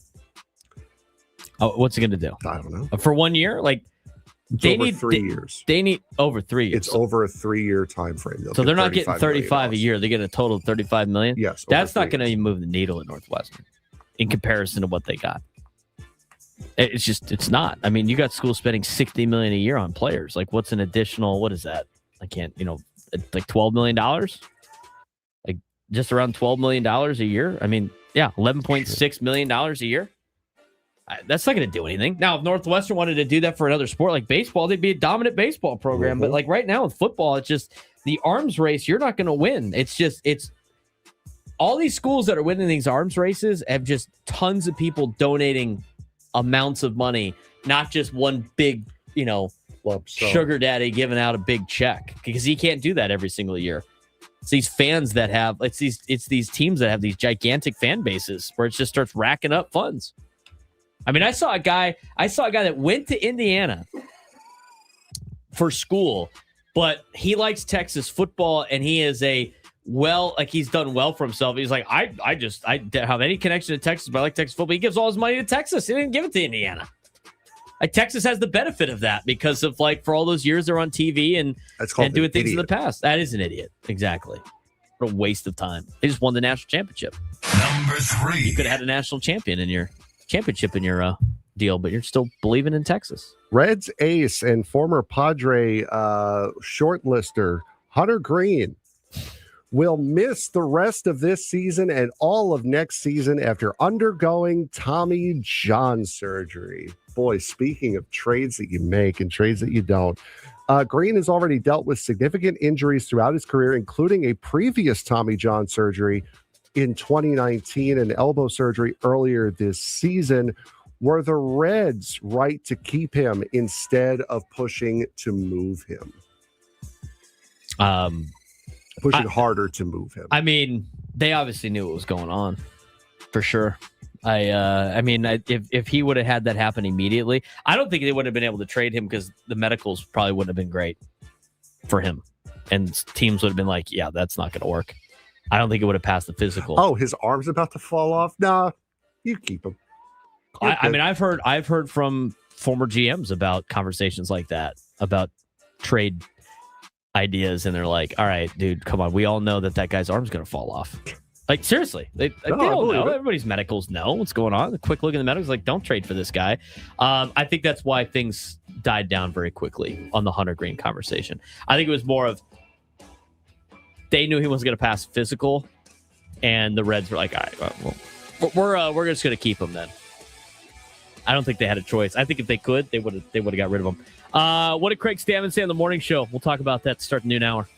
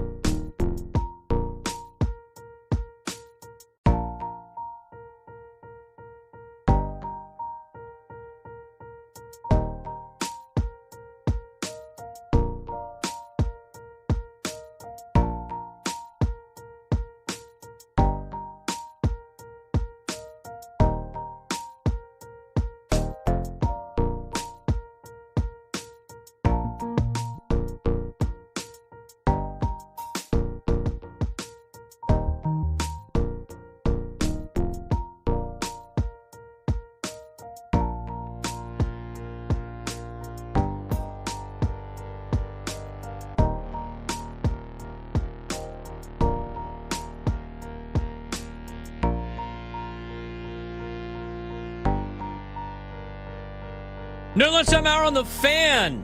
He's Frank Marchese. I'm Braden Surprenant. It's the Braden Surprenant Show. Setting his number at Sports Station 97.3 The Fan. 2 hours in, 2 hours to go. We still got a lot to talk about Padres baseball. We got a preview of Padres and Guardians coming up later on. Drake Hills will join us at 1:35 to talk about San Diego FC. We'll have Bernie Wilson coming on at 12:35 to talk Aztec football, maybe a little bit of Padres as well. We're going to get you an NFL training camp report. We got lots to get to still on the show in the next couple of hours, so make your afternoon a part of our afternoon. Make our afternoon a part of your afternoon. Got only one baseball game live right now in Chicago. Cubs and Cardinals. They're scoreless in the bottom of the third inning. Looking at the standings right now after yesterday's results for the in Major League Baseball and how they affect the San Diego Padres. Yesterday's results, the biggest one, of course, is Philadelphia getting a win. And we talked about that yesterday and earlier in the show, but a half game back from San Diego for the number 5 seed. And again, Padres do not win the season tiebreaker against Philadelphia. So definitely rooting against Philly from here on out. They're off today because they're traveling to Minnesota after the deal. How is that any different from what people should be doing in every life? day? It's just always root against Philly. Always root against Philly. Yeah, they got LeBron there now. Now you definitely have to root against Philly and all their sports teams. The LeBron curse for all their teams. Although they didn't really work out for the Dodgers, with LeBron being part of LA. I digress. So that was the game that mattered. Pirates bounced back against Miami. They won 13-1 yesterday. That's a game that impacts, obviously, the race a little bit. Nationals beat the Cubs. That helps the Padres in trying to maybe track down Chicago/Milwaukee. I think that's going to be kind of hard. And then Milwaukee beat LA. If you're looking at the division closely, then you're excited about that. But if you're looking at the division from a perspective of the Padres need to focus on October 1st, it kind of helps you. It makes it only 8 games back now instead of whatever it was before. So I guess it helps in the grand scheme of things. In terms of the wild card standings for the Padres right now, they have a half-game lead on Philadelphia, a 1-game lead on Arizona, who's now on the outside looking in the wild card conversation due to Philly beating Minnesota yesterday. With the Cubs losing yesterday, they have a 6-game lead now on San Diego for the number 4 spot. It would be nice to track down that spot. I think we talked about it last year. I think the Padres playing the Cubs at home last year would have paid dividends. I think so, especially with how great our fans are here in San Diego and how electric Petco Park is. And with the home record that the Padres have being 11 games over 500 at home, it's obviously better to play at home than on the road. So that's something to monitor. In terms of like behind them now, like the Cardinals are 3 games behind. The Marlins are 2.5 games back after the loss. So that helps. Cardinals are 3 games back. Washington 5, Cincinnati 5.5, Pittsburgh 6 games out of the wild card, which is generally surprising considering the start to the season they had, as well as the fact that they actually tried to improve their team this offseason, Frank, and with the starting pitching that they have. I know Paul Skeens is having a not so great year, which is obviously affecting this, but yeah, I'm a little surprised by the Pirates this year. I really am. I thought they would be a little bit better. I didn't necessarily think they'd be a playoff team. I thought they would just be on the outside looking in, but at this point, with the way they played at the beginning of the season to what they are now, Ryan O'Hearn is a huge loss for the Pirates. But 6 games back at this point, I didn't think that they were going to fall this far this fast. Yeah, Ryan O'Hearn being hurt has hurt them. They didn't get anywhere remotely close to what they thought they were going to get out of Marcell Ozuna, who they've already DFA'd. Osuna no longer from the Pirates. Yeah, and Ozuna not from the Bucks. Formerly known as Osuna from the Bucks. The artist formerly known. They have the issues with Paul Skeens, I think, is hurting them a lot more because that's not a guaranteed win every single time he steps on the mound anymore. They're still getting decent enough from Mitch Keller. They're still getting decent enough production from Braxton Ashcraft, who shut the Marlins down yesterday. They walloped the Marlins yesterday. I think it was 13-1 was the final yesterday. So I think the fact that you've lost Ryan O'Hearn, and now you're seeing this decline from Paul Skeens, whether it's because he's just declining at an unreal pace to match his ascension, or if he is genuinely hurt and they just don't want to say it or admit it. There's more than just one big problem in Pittsburgh. I agree with that. Absolutely. So, they have their offense has been really good. I mean, they got a plus 25 run differential this season. Their expected win-loss right now should be 64-59 based on their run differential. But they're 59-64. It's almost it's the reciprocal of that. And they're playing 500 ball at home. And just they're awful on the road. And then they haven't done well against teams above 500 either. So, tough for the Pirates. I'm a little surprised by that. But looking at overall at the standings right now for San Diego, some decent results yesterday. Obviously, you would hope the Phillies lose to Minnesota. They're off tonight. They'll be back in action tomorrow to continue their a 3-game set with Minnesota. So if the Padres win, there'll be another game in front of Philadelphia. In terms of games tonight that impact the San Diego Padres, Cardinals and Cubs a little bit. Obviously, you got the Cardinals behind you and the Cubs right in front of you. That's something to watch. I don't think you really need to pay attention to Pittsburgh games anymore, with them being 6 games out. I think Miami is something is a team that you should watch. They're going against Chase Burns tonight in the Cincinnati Reds. I mean, Chase Burns is 13-2 with a 2.61 ERA, and is very difficult to deal with. So hopefully he shuts down the Marlins. But they got Sandy Alcantara on the mound. It's a good pitching matchup tonight in Cincinnati, which will actually start at 3:10 Pacific time. Other matchups for you that are important, Atlanta and Arizona. Arizona's in Atlanta, and then they'll go to Boston on this road trip. This is very important for the Padres to get some wins here, because I think this is a tough stretch for Arizona, who just lost 2 out of 3 to Colorado, and that was like the first series win on the road that Colorado has had in a very long time. So the fact that the Diamondbacks lost 2 out of 3 to Colorado at home, hopefully Chris Sale and the Braves can shut down Brandon Pfaadt and the Arizona Diamondbacks. Sale this year 12-7 with a 2.20 ERA. That's the game to monitor tonight. And then, of course, Brewers and Dodgers a little bit. Both teams are in front of you in the standings. One in the National League West, one potentially in the National League wild card, depending on how the Cubs do against St. Louis. That's basically all there is in terms of like watching for games, which is different than like what we talked about a couple of weeks ago, Frank. Like just a couple of weeks ago, the Padres had all these teams in front of them. You're watching a lot of different scores. Right now, you don't really have to lock in on as many games. I mean, and many teams, I think the Padres have distanced themselves from most of the National League in terms of the wild card. And now you're worried about Arizona and basically Philly and maybe Miami. And that's really it. It's fun when you control your own destiny, isn't it? I mean, that's the big part about it, is you got less things you have to worry about when you have control over what happens to you. I know. I do think it's nice being on the West Coast too and seeing results before you start the game. I think that's also kind of awesome. So we'll keep you obviously monitored on we'll keep you informed on all of these games that impact the San Diego Padres. Moving forward, we're going to play some of the Craig Stammen now, and then we're going to get to more in just a little bit. But Craig Stammen was on with Bennett Woods, part of our Manager's Report, which is brought to you by SDCCU. It's not big bank banking, it's better. And lots to discuss today with Craig Stammen. And, of course, obviously, it's the first time that he has been on since the trade deadline. And so they asked Craig about, like, what's it mean to add a guy like Robbie Ray and Casey Mize, and what kind of message that sent to the team when they acquired 2 starting pitchers to help this team win. Yeah, I would say so a little bit. It's always better to add players to your roster than take them away. There's no doubt about that. I think the way the guys are playing going into the trade deadline, I don't think it would have really mattered. They were feeling good about themselves. The offense was starting to click. We were, figuring out the pitching. But I do think like adding is definitely, a slight boost to everybody's confidence that, hey, we can do this. Now it's time to go. We've got some added pieces. The guys we lost have played a great, role on our team, in the time being, and we miss them. But we're glad to have Casey and Robbie on the squad right now. No doubt. No doubt. Good to have them on the squad. And, even though that they haven't really like hit their stride yet, and we've only seen, 4 starts out of them combined, I think they both improved a little bit. I don't think we've seen them at their height yet.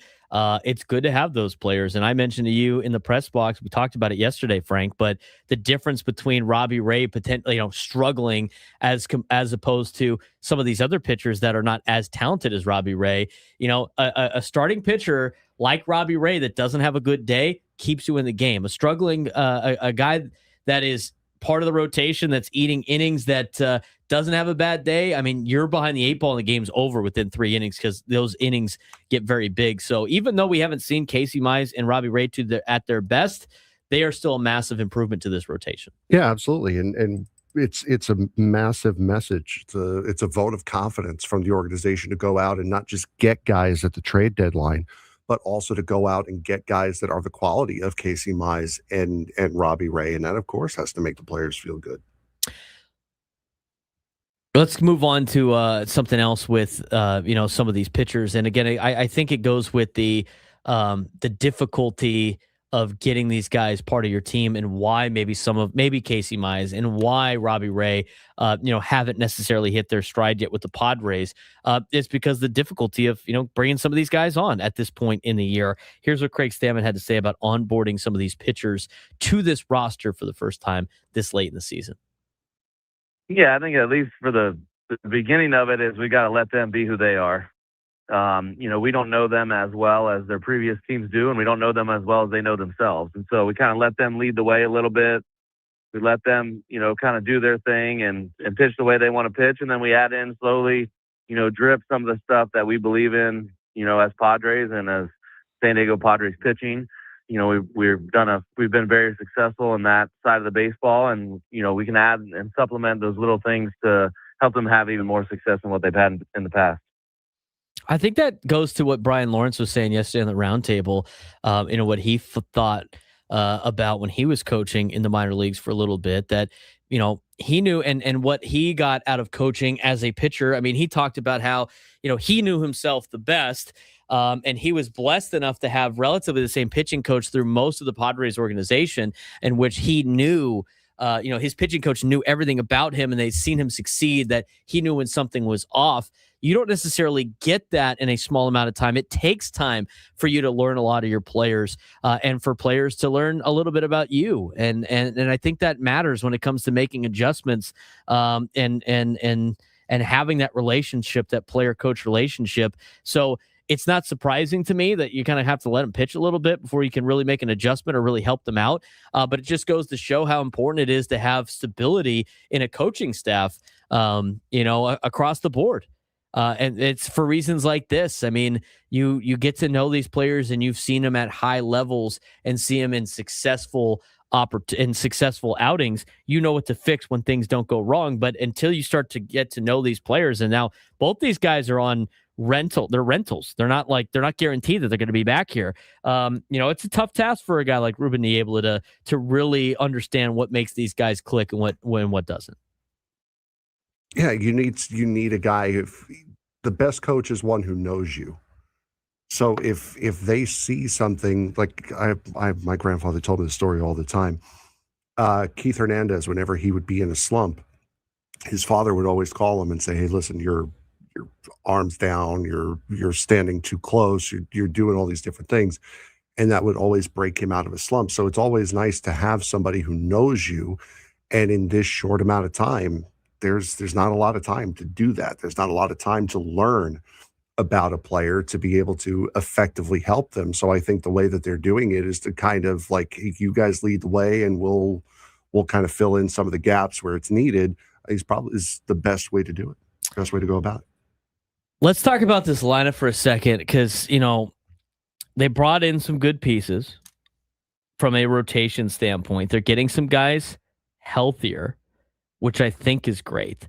And so you now have, and the way everybody's been hitting, I mean, you got guys now on the bench. You got guys that might be spot starting now. And as the lineup changes throughout, over time, over these next couple of weeks, like Craig Stammen does have to shuffle the lineup around. He's trying to look for the best matchups. Does that mean tough conversations with his players? Ben and Woods asked him about that.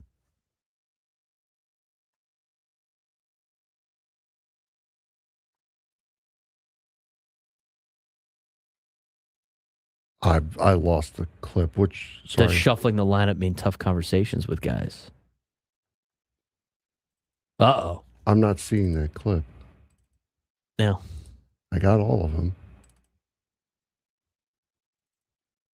Did he label it something? He might have done. No, there it is. It's on the email. Does shuffling the lineup mean tough conversations with guys? Hold on, let me go back. Oh, my God. What a foul. I didn't get it. Stadium pulse is so high right now. Yeah. Stadium pulse is through the roof. You're like SMU playing in Happy Valley right now. Just absolute meltdown in terms of the stadium pulse. All right, I got it. We got it? All right, Yes, here we go. got it. Here it is. Yeah, there has. And I think the biggest part of it is they all want to win, and they'll do anything to win. And I think just being truthful and honest and upfront sounds really easy. It's more difficult than that, but that's the way to do it. That's the only way I know how to do it. And if guys don't like it, you continue to have that conversation, and they continue to talk through it. You hear their point of view, they get to hear your point of view, and then in the end, we talk about how are we going to win as a team. And when that ends up being the basis of the conversation, usually things work out real well. So weird. The clip was in the middle of the group, and it wasn't there. Disappeared. We got a couple more that we want to play from Craig Stammen. Jackson Merrill's, has had a great second half resurgence. Obviously there's new challenges for a guy like Craig Stammen.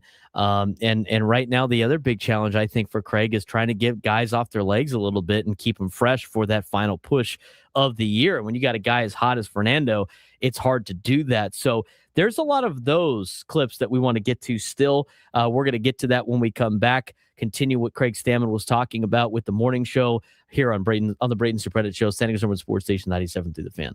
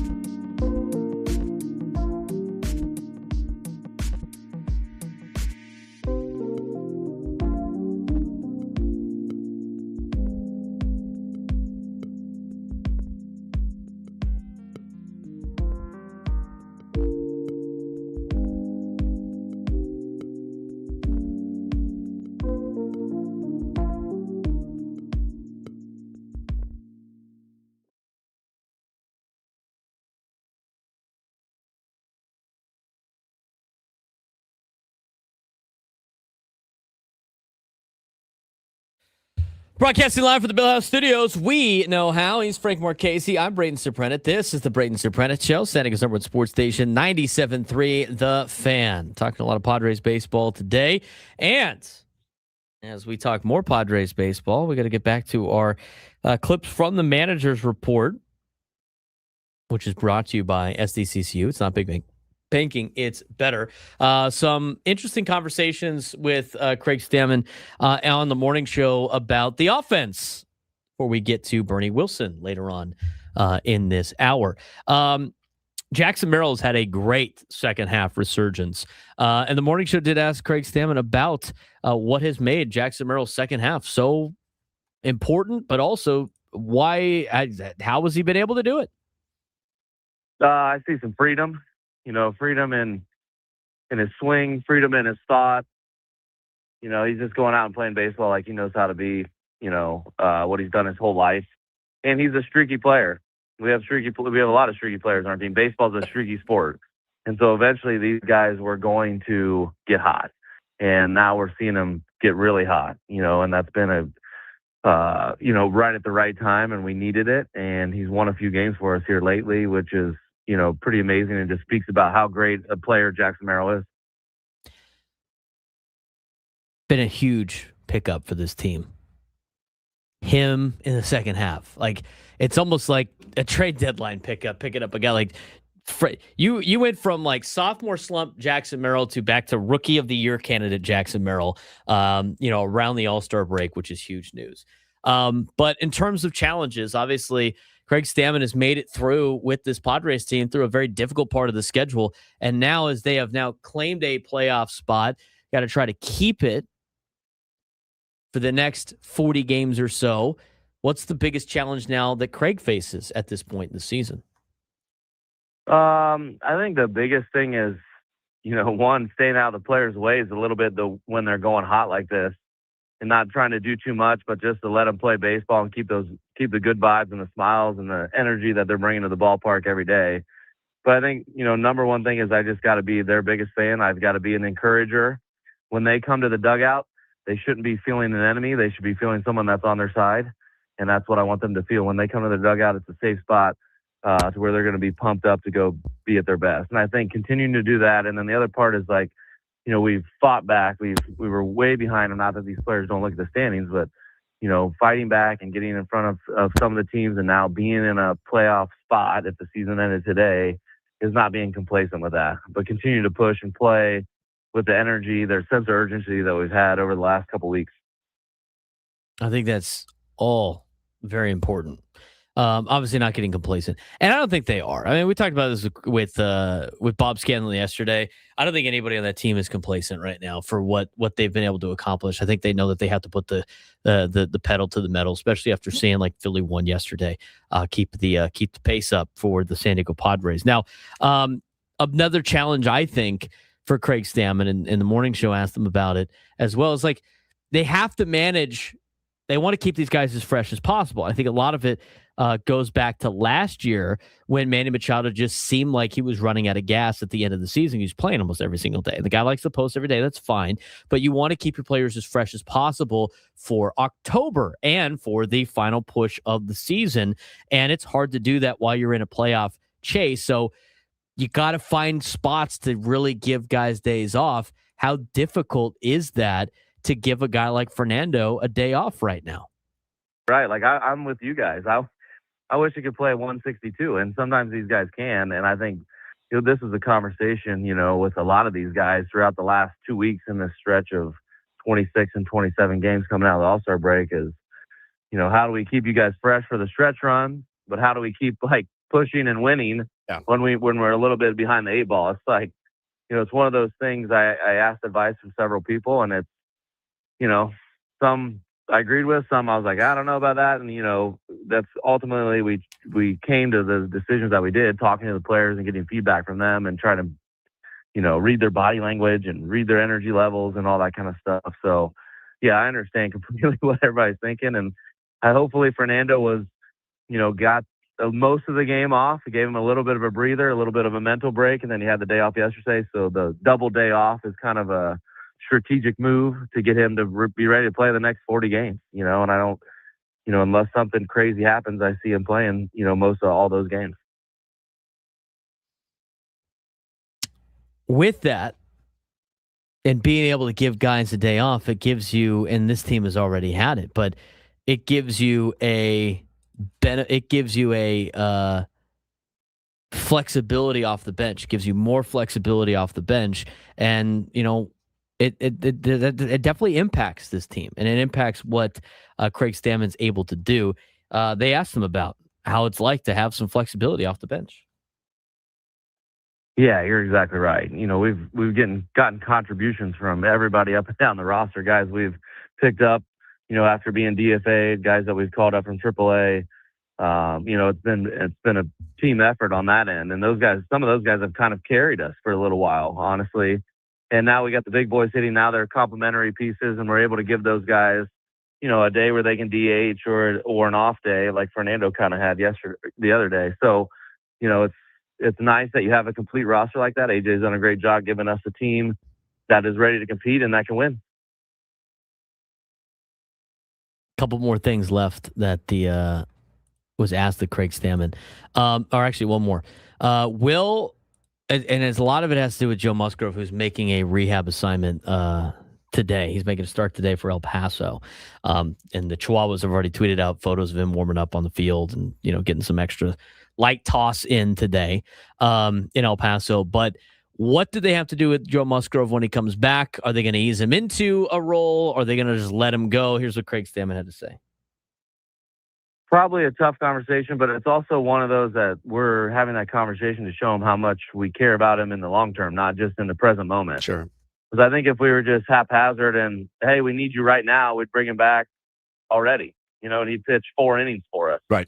And then we'd go to the bullpen like we have in the past. But I think, showing him that, hey, we got time for you to get to where you need to be championship caliber Joe Musgrove, that gives us the ability, to bring back somebody that's ready to go for the playoff hunt. And that's probably the biggest advantage of having Joe, is we know what he's like when he takes the mound in a playoff game or in a game that matters for the Padres.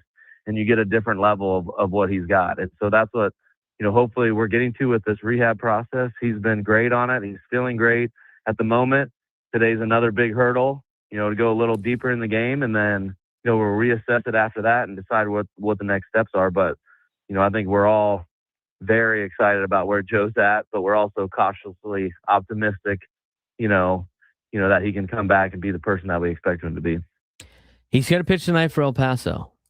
I think it's a very, very much another big rehab start for him. I like the fact that he's been able to, pitch every, it seems like every 5th day right now, twice, once for Lake Elsinore, once for El Paso and Reno. Again, we don't really care about the results as much as how the process is and how he feels after that. But I'm curious to see how many pitches he throws tonight for El Paso. I think this is very important. I think this adds to your starting rotation a little bit. And, I think this really elevates this team. It's almost like he picked up 3 starting pitchers at the trade deadline. And, what are they going to do with Joe Musgrove? What are they going to do with the rotation? Are they going to use him as a piggyback guy? Are they going to be able to, as Ron LaMesa asked us, how do you manage this pitching staff? I think adding a guy like Joe Musgrove makes it better for sure, regardless of what role he's in. And knowing like just how Joe is, and he's already said this, I mean, he understands there is nothing like playoff baseball, especially for him, right? Like he talked about how much fun he has pitching playoff baseball.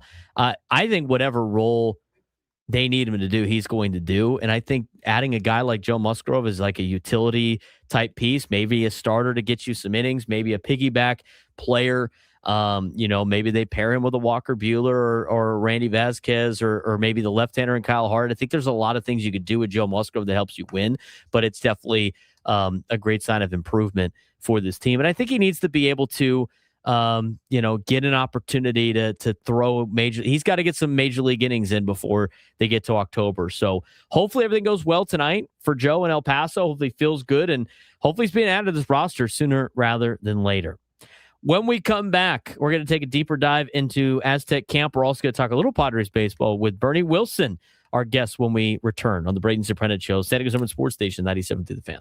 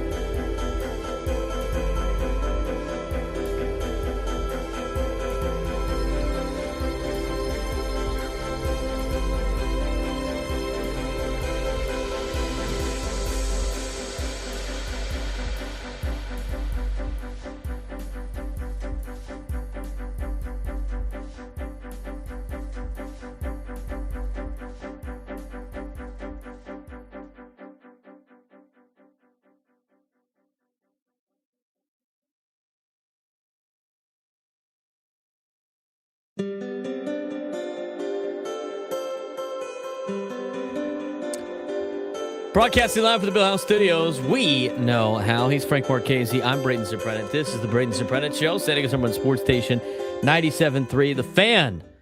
We are joined now on the SDCCU Fan Hotline. It's not Big Bang Banking. It's better. The owner of Clubhouse Pizza, the one, the man, the myth, the legend that you've seen multiple times, on social media, the big Idaho Vandal, the biggest fan for Idaho Vandal football, this side, or should I say, this side of the state line in the state of California, resident of El Cajon, love taking scenic shots of the box as well as his cat. Does a great job, obviously, covering local sports, but doing it here for a long time, formerly with the AP. Pseudo-retired, not really. He's got, he does a lot of different things out there. He couldn't quit it.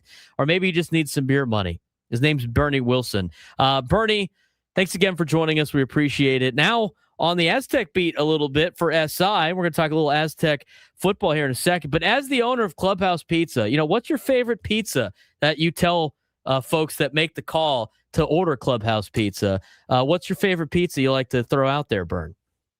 Bro, first of all, hello from the box, and thank you for that intro. I should hire you as my agent. The Clubhouse Pizza bit started when we were cooped up in the double wide and then triple wide Charger trailer all those years. We listened to a lot of Jerky Boys and, answered our phone, Clubhouse Pizza, and a sausage is my all-time favorite, bro. I mean, sausage pepperoni works just as well. But I'm a creature of habit, so I would say sausage out the door from Clubhouse Pizza. I love the Clubhouse Pizza bit. It kills me every single time. And I was disappointed that Frank didn't get the full experience, Bernie. Well, you know what? I'm watching a Little League, the Midwest Region Championship, and my mind was, trying to figure out which one of these ball squads is going to move on to South Williamsport. So, Frank, sorry about that. If you want to call me back, I would answer Clubhouse Pizza, but maybe that will be next time. We're in preseason mode right now, Bernie, and I know with the NFL, and you're not covering the NFL, but there's so many great stories that I get to hear you talk about in the press rooms, the media rooms, wherever they may be. And I'm sure you could do an entire hour podcast on some of the best stories of covering the Spanos family and Charger football. But as you look back and probably are excited that you don't have to sit through preseason football training camp pressers, for some people that might want to go down memory lane, what's your favorite preseason story that you can tell us, that you can clean, tell us on the radio airwaves, if you will, of covering the Chargers when they were here in San Diego? Well, first of all, it's exhibition seasons because they're exhibition. They try to say preseason, but they're meaningless exhibitions. Except for the third and fourth string guys who need to win a spot on special teams, whatever. I would say it would be 2013. I think we're in the new triple wide trailer then. Ball coach McCoy was entering his second season ball coach in the Chargers, and it was August. I also covered the America's Cup, and there was a big scandal because Larry Ellison's crew got caught cheating in a America's Cup preliminary thing, and so I was writing that from a distance. And ball coach was supposed to come into the Voodoo Lounge is our little room, into the triple wide at 12:30, and I had a 12:15 call with Russell Coots of Oracle Team USA, which trained here for the 2010 America's Cup, as some people might remember. And so I was transcribing another interview on an old school tape recorder, and I'm getting ready to talk to Russell Coots. And at 12:15, Bill Johnson, the longtime PR guy for the Chargers, walks in and says, "Coach is here." And it's like, coach is supposed to be at 12:30. But the NFL, when coach is here, you jump because that's how it is. And so we all dutifully tootle out to the big room. And, my tape recorder, I couldn't rewind it real quick. So I put my iPhone down. And, you're lurching around from one thing to another. And I had spaced at Russell Coots, 5-time America's Cup winner, would be calling me. And so about 2 minutes into ball coach's soliloquy, you could hear this buzz. At least I had it set on buzz. And ball coach looks down and goes, Russell's calling for someone. I thought I told you guys to turn off your phones. And it just became a hilarious thing. And I did a mea culpa. I said, sorry, bro, my bad. But if you would have showed up when you were supposed to, that wouldn't have happened. And so I think one of the radio stations in town one of the shows made that their bit. Russell's calling for someone. So that's the perils of being an AP scribe. You're multitasking, and sometimes these things happen. And just real quick, because I know you want to talk Aztec football and Cathedral Catholic football. We thought about being really mean, and his wife's name was Kelly, get a burner phone and have a phone book entry for a Kelly and dial that 2 minutes into his newser. And so he'd look down and say, Kelly's calling for someone. But we might have gotten in trouble for that one, but don't think we didn't think about doing something like that to the ball coach. I always love the one, of course, is like, is so-and-so available? You'll know when he runs out on the field on Sunday. That's always great. When you look out on the field Sunday and you see Braden, you know he'll be available. We're talking with Bernie Wilson on the SDCCU fan hotline. All right. I told you, I don't want to get into Aztec football, but this came up, and I don't know if you've seen it, but I do, as a scribe that you are, that has done this a long time, has done a very good job the entire time, that, you're probably glad you don't have to deal with some of this new BS that gets thrown out there. Did you see what's going on in Colorado for the Buffaloes and what they're doing for the media? So you're not, I don't have to inform you what's going on there. I want to know what Bernie Wilson would do if you are in charge of the Colorado beat and you got given that email about how to cover their team. I would, well, if I were the sports editor, I would immediately call the athletic director and the university president and ask them to explain it.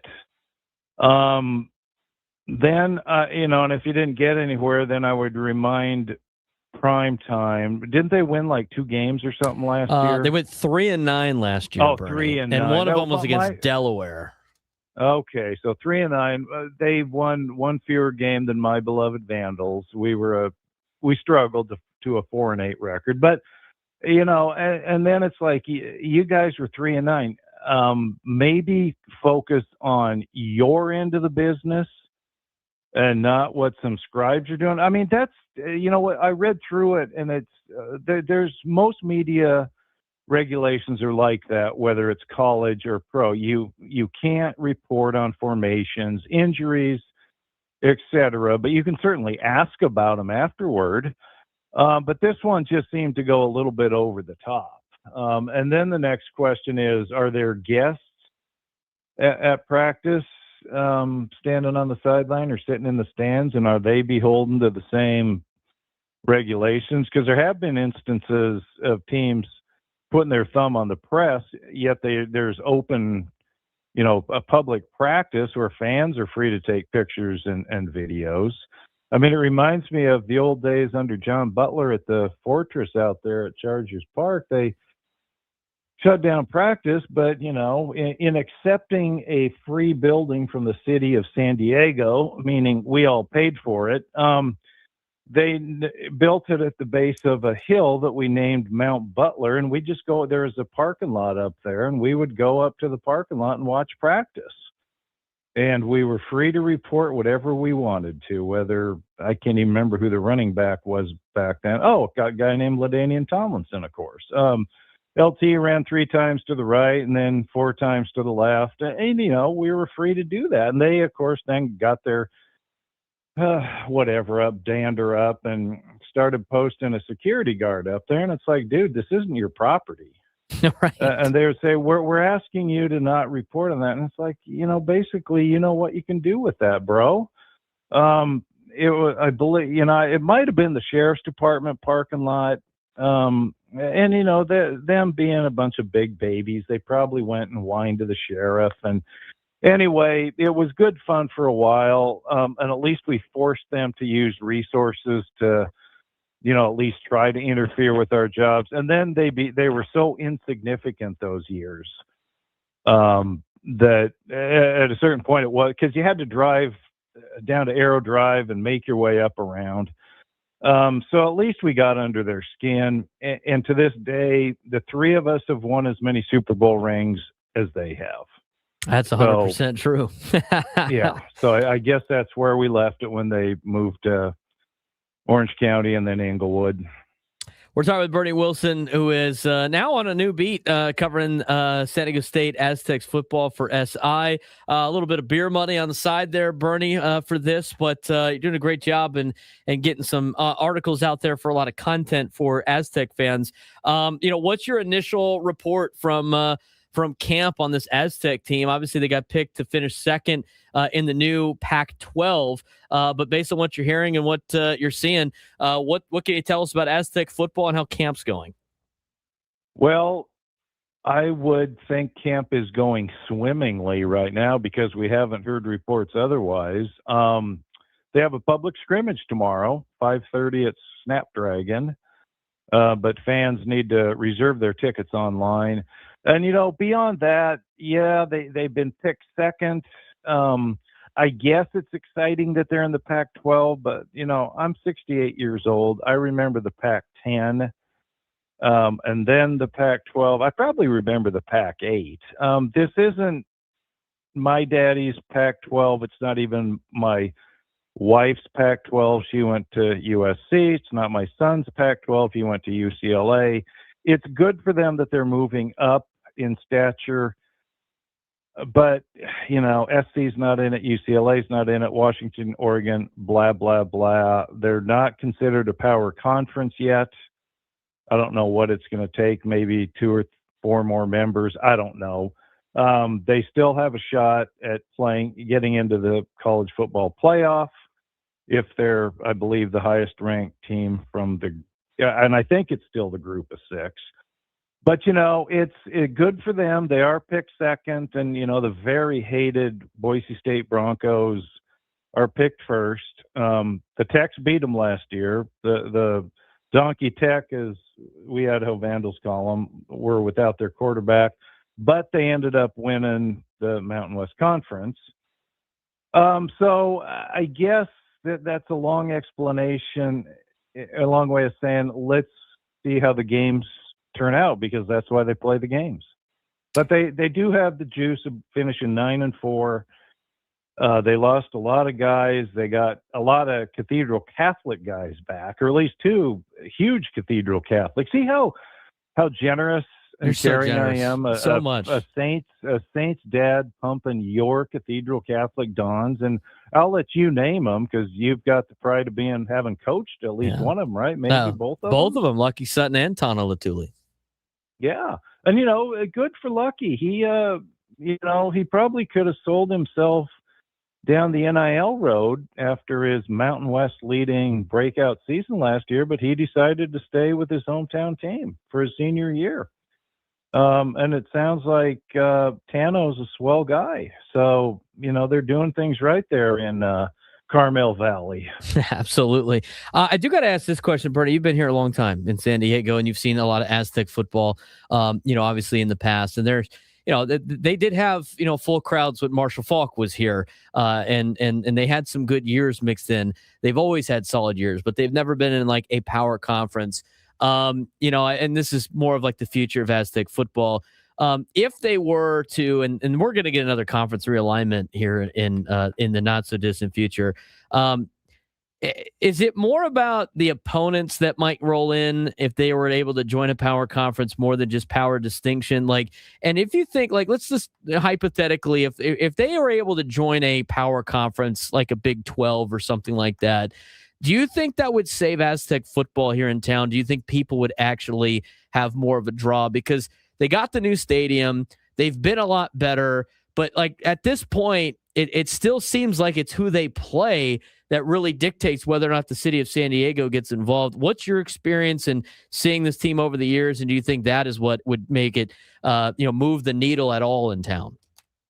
That is a great point, bro. Maybe they should hire you as their, I'm not sure, promotions director or what the title is out there. But to me, I've lived here 35 years, but I'm a non-native. When I first came down here, I was intrigued with who the opponent was. And I think as a fan, I would be more inclined to go see him play like a UCLA or Arizona, a team like that instead of Colorado State or Wyoming. They've been saddled with some, bad conferences. There's a reason why only 5 Mountain West teams moved into the new look Pac-12. So it's going to be like Mountain West on steroids. But yeah, to me, a lot of the equation is the opponent. And I hate to bag on them too much, but back in the 90s, they sold what was supposed to be a home game at Qualcomm Stadium against Ohio State. They sold it back to the Buckeyes, who were the defending national champions, for $1 million. Instead of having the Buckeyes come out here, they would have sold the place out, given the fans a look at the defending national champion, but they sold it back to the Buckeyes for $1 million. Now, where I come from, the hardscrabble mining region of North Idaho, there were brothels. So that's sort of prostitution in a way, where you sell yourself to make some money. But, the history of Aztec football is littered with things like that. And if they could get into a bigger, better conference, then there would be big time teams coming in here, including your Horned Frogs, correct? That would be correct, Bernie. But I go ahead. But yeah, it's just, I don't know. There's just something unappetizing about,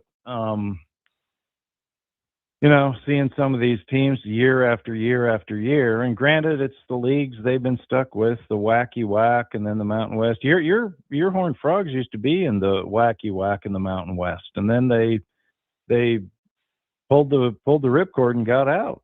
So, maybe that'll change over the years, but who knows? Yeah, I think at this point, it just feels like it would be a lot better to play. Even the lower level of like the Big 12, it's like having UCF, Houston, and Cincinnati roll in still seems a little bit more appealing than watching Texas State, Washington State, and Oregon State roll through here. Yeah, and you might get better attendance just from those fan bases. If it's later in the season, who doesn't want to come to sunny San Diego in late October or November when it's starting to get snotty pretty much everywhere else? But again, maybe you can moonlight as some bigwig in the Aztec athletic department and get working on that. Well, if I do that and I get a big salary, Bernie, I'll hire you to be my assistant so we can have some beer money. We'll talk about talk about the progress out in the box. We'll go over the 2 deep while watching a sunset in the box with our cat wandering around. Yeah, that's you know what? That sounds like heaven, Bernie. If it's a lot close to Iowa like that. We are closer to Iowa, and I think Iowa just beat Wisconsin to go to South Williamsport. So, but anyway, and don't forget the state benefits if you get hired at San Diego State. Those things apparently are sweet. Looking forward to it, Bernie. I appreciate the time. Always good catching up with you. We'll have to do this soon. Anytime. We'll see you down at the ball yard, I guess next week maybe. Yeah, sounds good, bro. We'll see you then. All right, muchachos. Hermanos. I'm Bernie Wilson joining us on the SDCCU fan hotline. It's not Big Bang Banking. It's better. I think it's mostly about who they play. $1 million. Can you imagine, did they not think they were going to make that? Playing Ohio State at Qualcomm Stadium? Sometimes the incompetence of the academic world drive me insane. When we come back, we had some NFL football yesterday. I'll update on NFL training camps. We'll talk more Padres baseball later on the next hour. Plus, Drake Hills will join us to finish up the show.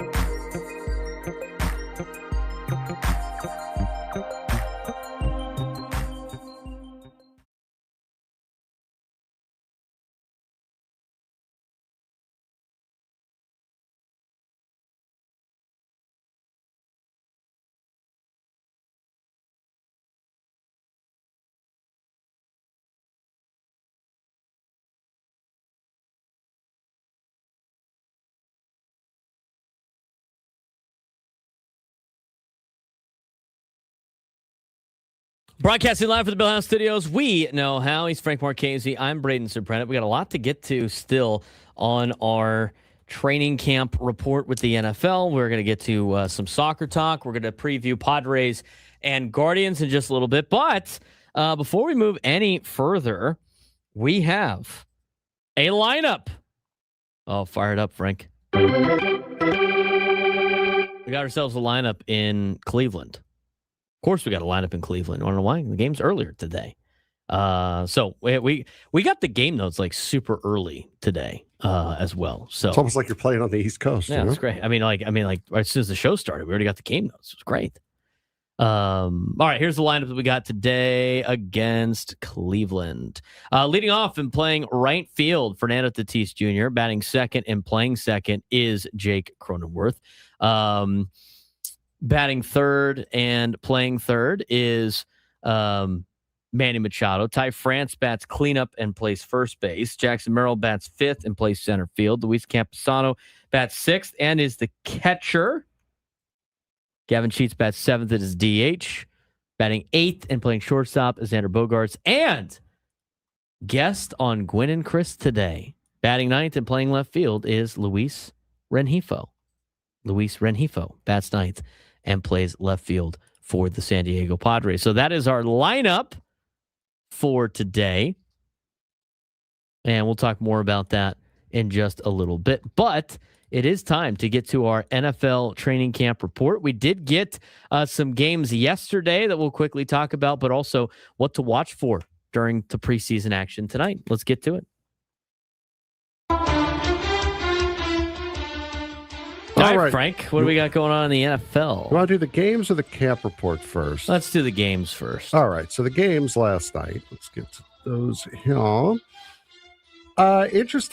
Interesting couple of games last night for sure. As first off, Joe Burrow already looking in mid-season form, laying on his back in the middle of the turf. Cincinnati does, however, win that game over Detroit 16-14. Yep. Moving on. I mean, the preseason games, Joe Burrow, you're going to see a little bit of action. You're going to see, some, as Bernie said, they're exhibitions. They like to call it the preseason. They're exhibitions. That's what we got with these. I didn't watch any of that game. I watched a little bit of Arizona and Vegas. New England and Indianapolis were on earlier today. Pittsburgh beating up on Green Bay is what it is. Looked like a Mike McCarthy team. But anyway, continue. Yeah, Pittsburgh beats Green Bay 28-9. Cardinals beat the Raiders 27-14. Chargers over the Texans 27-7. Titans over the Niners 19-13. And the Colts and Patriots both kiss their sister with a tie 13-13. Nice ad there.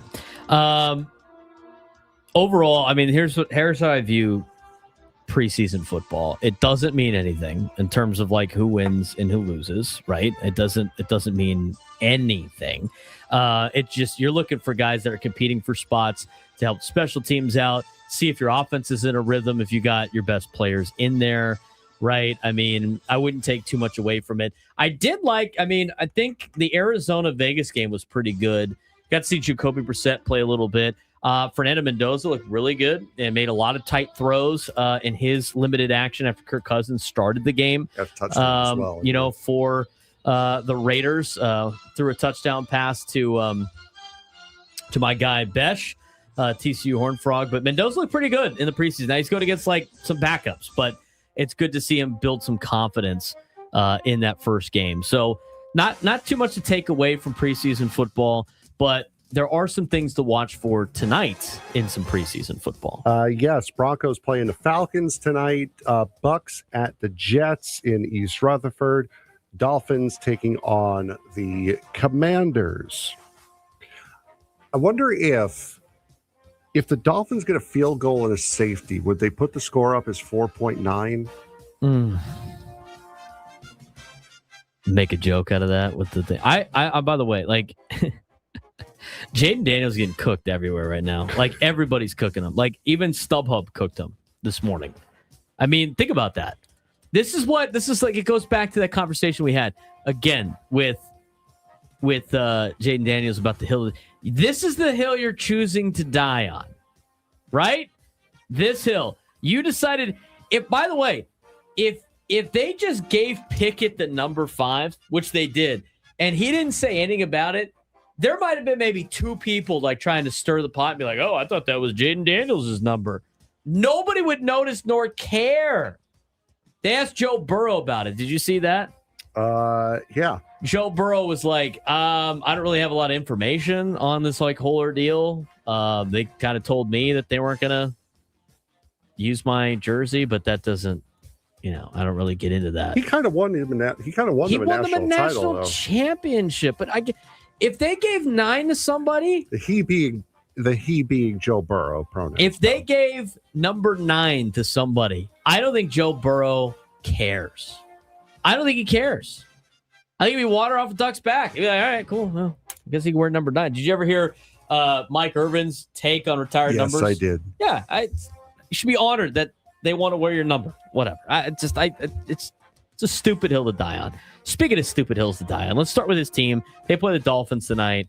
What are we looking for in Washington? Actually, you know what? We're not gonna stray too far away from this topic, as a matter of fact, because one of the stories where the preseason game itself isn't necessarily the one we're watching.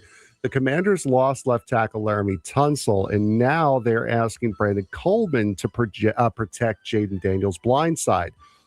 So the question for Washington, can they protect Jaden Daniels well enough to allow him to take the next step?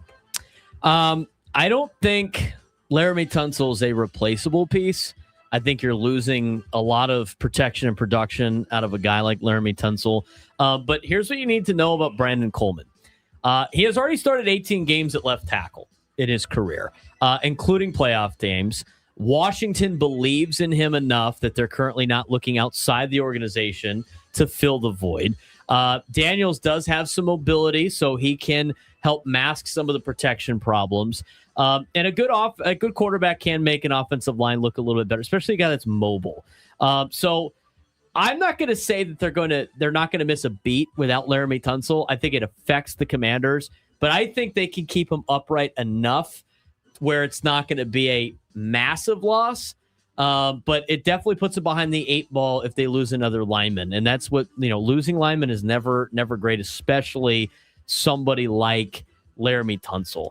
But again, they're not going to replace Laramie Tunsil, and they don't need Brandon Coleman to be Laramie Tunsil. They need Brandon Coleman to just be good enough so Jaden Daniels can move around a little bit and make some plays. I think it changes the offense a little bit, but I don't think it ruins the Commanders. As long as they have 5 guys on the line, I'm sure they'll be all right. Well, you know what? If those 5 guys are me, you, and Adam being 3 of them, I probably would matter a little bit. They just need 5, though. Next, we'll go to Cleveland, where we've got a quarterback competition that might not actually be as wide open as Cleveland would like to make you think it is. Deshaun Watson is finally getting back on the field after nearly 2 years away, while Shedeur Sanders is waiting for his opportunity. Is Deshaun Watson actually the guy who gives Cleveland the best chance to win despite his lengthy absence? I mean, if he's healthy and he plays anywhere close to the player that Cleveland thought they were acquiring, and I'm just talking about on field, he's clearly more experienced than Shedeur Sanders. Yeah, to me, it would be almost a no-brainer. And we're talking about on-field production. If he could be anywhere close to what he was in Houston, they traded for, like, maybe. What did you get squirreled by? The fact that they had Mr. T dressed up in full uniform throwing out the first pitch today. Good for him. Mr. T in full Chicago Cub uniform, pants and all, threw out first pitch today. Or he's going to be doing the 7th inning stretch. But here's the thing, like Gwen and Chris talked about this. Deshaun Watson's going to start tonight, and then Sanders is starting the next game. You got some quarterback controversy. I mean, at that point, if he's anywhere close to what he was in Houston and he's healthy, then yeah, he should be the quarterback moving forward. We'll see what happens. And the thing is like the preseason starts will be a nice look, but you can't over-evaluate the results in preseason football. Next up, we go to a team that is known as Dub Bears. Everyone wants to talk about Chicago's offense, and there are plenty of reasons to be excited about it. But but we're looking at the other side of the ball here. The Bears have been absolutely hammered by injuries in the secondary. So the question being, can Chicago survive this defensive backfield situation long enough for the offense to matter? If they have a good pass rush, they can survive this. But if they don't have a good pass rush, it could get ugly fast. Who else has a problem with the secondary right now? San Diego State, right? Yeah. They have a brand new secondary. Mm-hmm. Secondary injuries cause like a domino effect. You start moving guys into different places. You got to work on communication. Less experienced guys get exposed in the secondary. If you don't have that great of a pass rush, and they have to rush a little bit longer because of the secondary, and it's just actually it's the other way around. But if the secondary can't cover in like small time frames, the teams going against the Bears can get the ball out quick, and if you don't have a good coverage early, it's going to be a problem. So I think it's going to make things difficult unless their pass rush is just awesome. But if your offense is scoring like 27, 28 a game, but you're giving up 30 a game, you're in trouble. So I think you should be a little worried about the injuries in Chicago with the secondary. I would agree as well. All right, now to the Vikings, because there really isn't a quarterback controversy anymore. The Vikings have named Kyler Murray their starter, and now the question is, what happens with J.J. McCarthy? He's still only made 10 starts. His value hasn't quite taken a hit yet, and there are already questions about whether Minnesota could move him. Should the Vikings try to rebuild McCarthy's value, or should they trade him? I think they should keep him still.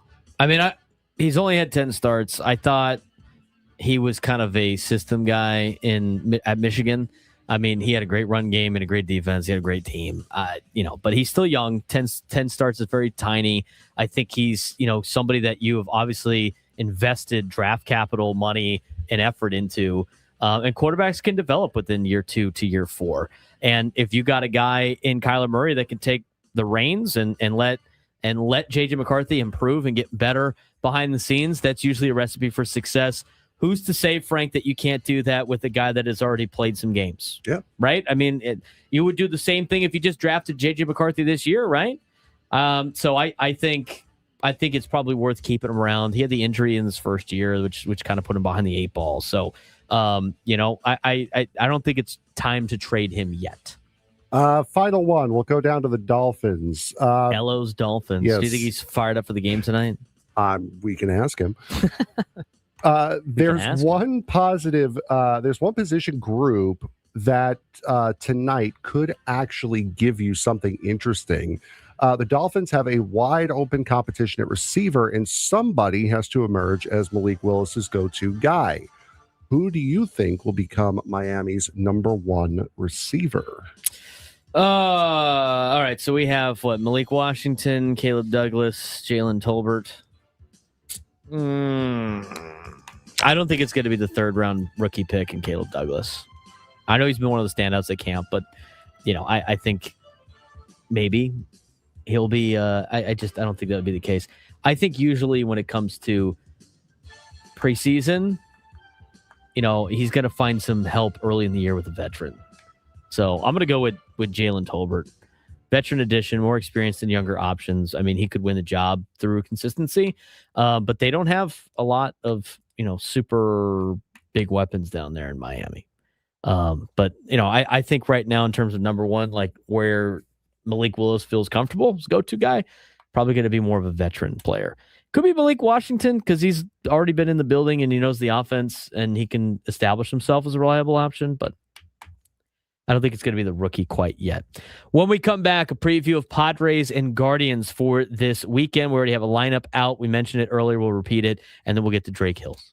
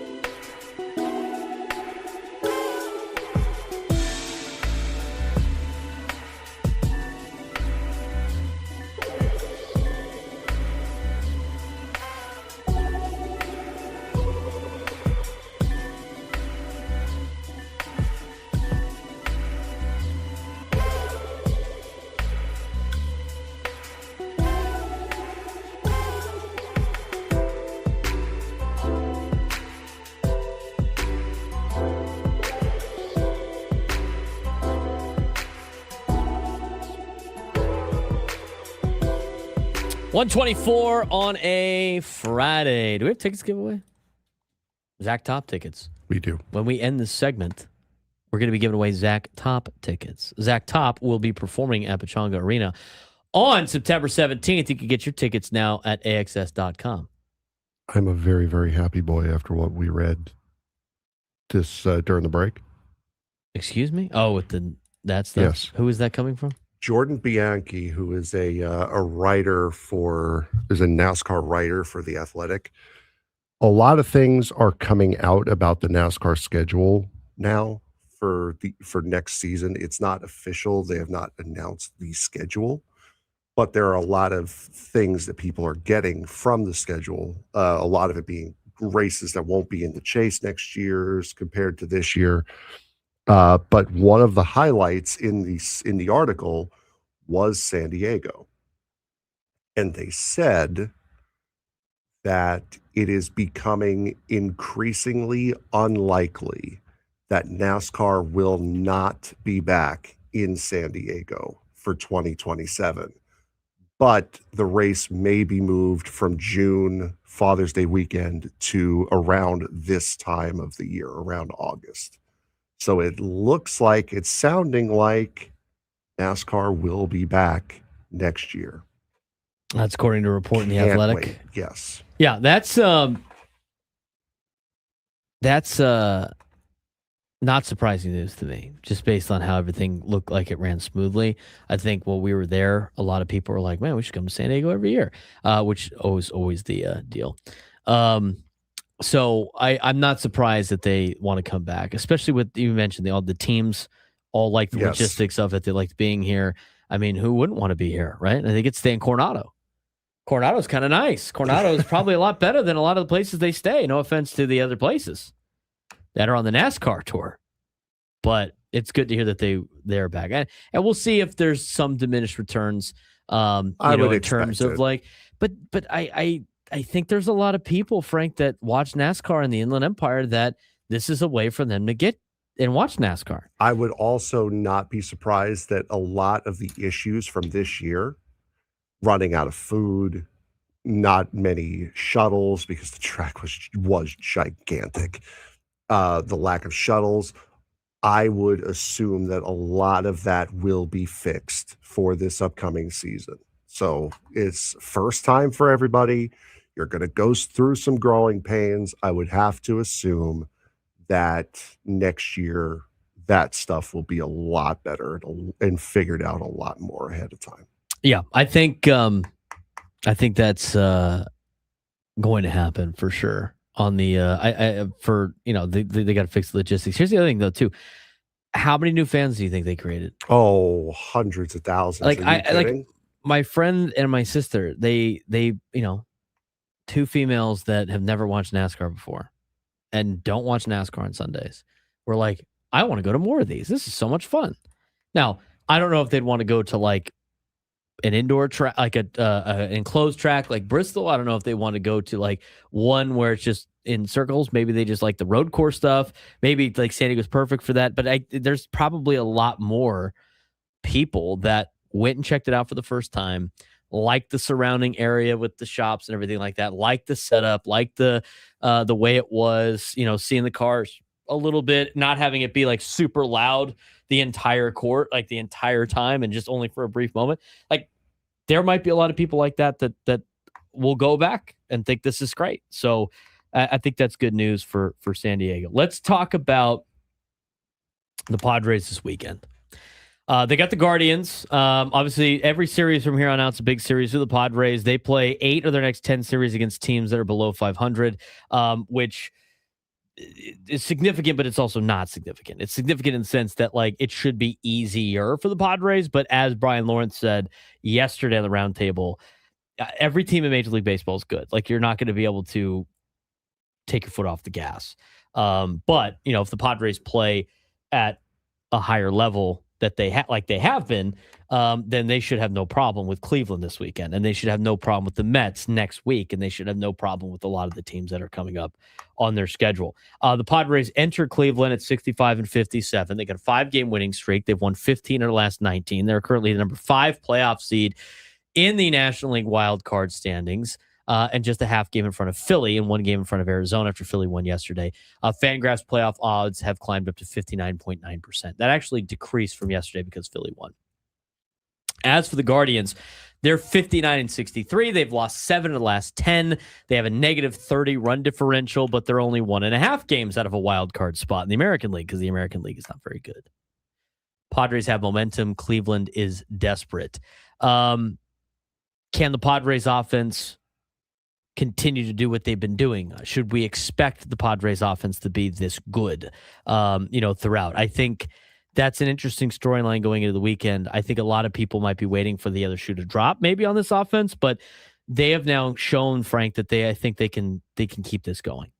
Yeah, 100%. This is a team that is, like I said, Wednesday was a turning point in this season. The team has felt really good about themselves, but I think Wednesday was a turning point for the fans, feeling like, okay, this isn't just a hot run anymore. This team is actually good. This is not the May or June Padres.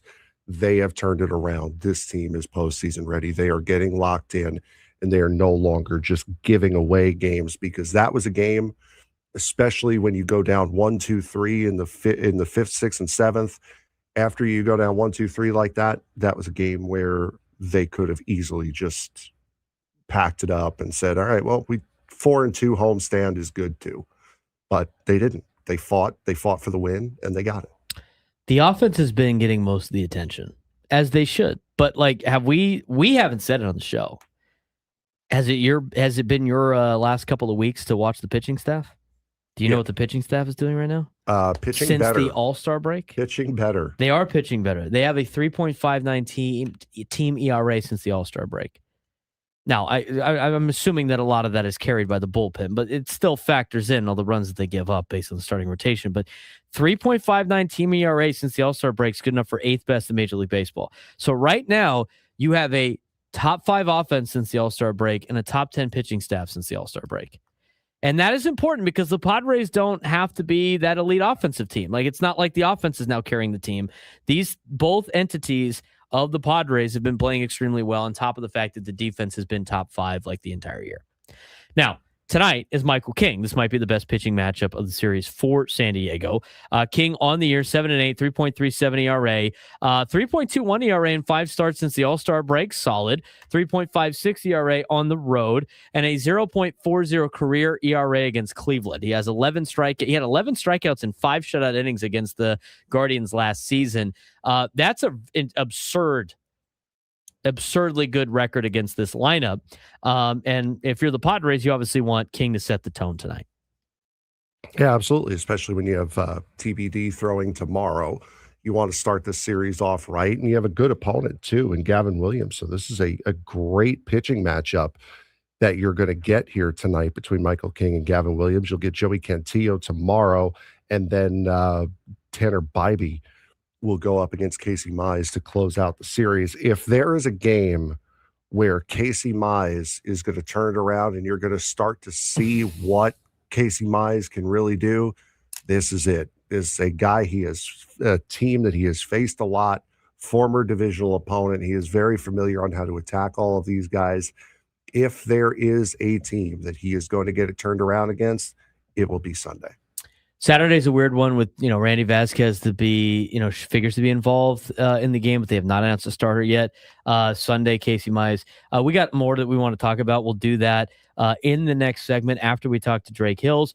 We also have tickets to give away. 5th caller will win tickets to Zach Top, 833-288-0973, 833-288-0973. Be the 5th caller. You got tickets to Zach Top on September 17th. We'll talk to Drake Hills and continue our preview of Padres and Guardians to wrap up the show.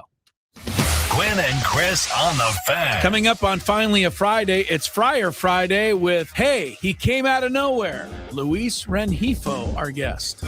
Listen to Quinn and Chris weekdays from 2 to 6 on 97.3 The Fan. Hey guys, it's Woodsy. Let me tell you something. When you sign your insurance policy, for some brokers, that's the finish line. Handshake, commission, done. Then you may not hear from them again until it's time for renewal.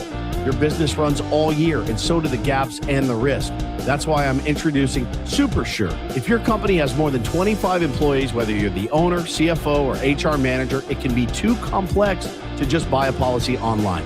Super Sure is the super agency built for you, licensed in every state for your business insurance and employee benefits, all with year-round support for you and your team. At supersure.com, you can access tools like Fine Print Facts, which translates your current policy into plain English so you see what's covered and what's not.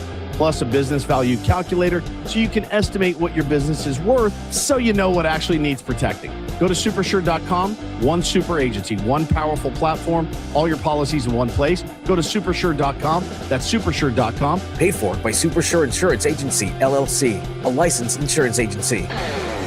This is the story of the one who keeps multiple buildings running smoothly day after day. Plumbing that flows, HVAC that hums, cleaning supplies that keep surfaces sparkling. That's why she counts on Grainger. With easy reordering online and 24/7 support, Grainger helps her keep the products she needs on hand.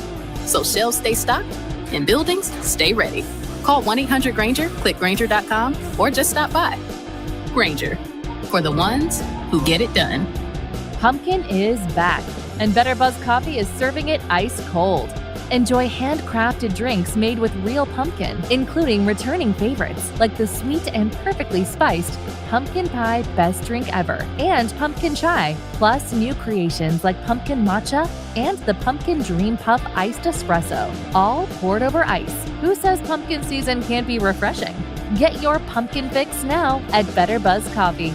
Life's better buzzed. You know the feeling. It's 2 a.m. You're awake, running the numbers in your head. Payroll's coming. A client hasn't paid. Costs just went up. And you're thinking, how am I going to make this work? That's where LendSeek comes in. That was me. I had payroll in 3 days and money tied up in receivables. I couldn't wait weeks for a bank.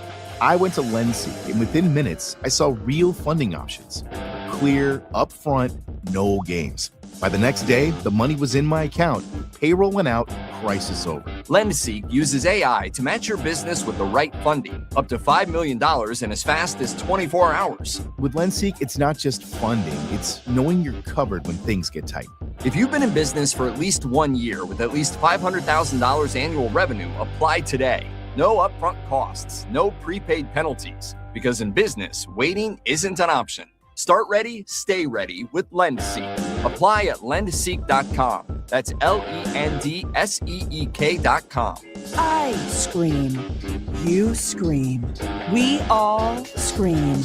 Because Wendy's famous small classic Frosty is just $1 for a limited time. More screaming, happy screaming, summer screaming, dollar small classic Frosty screaming! But please...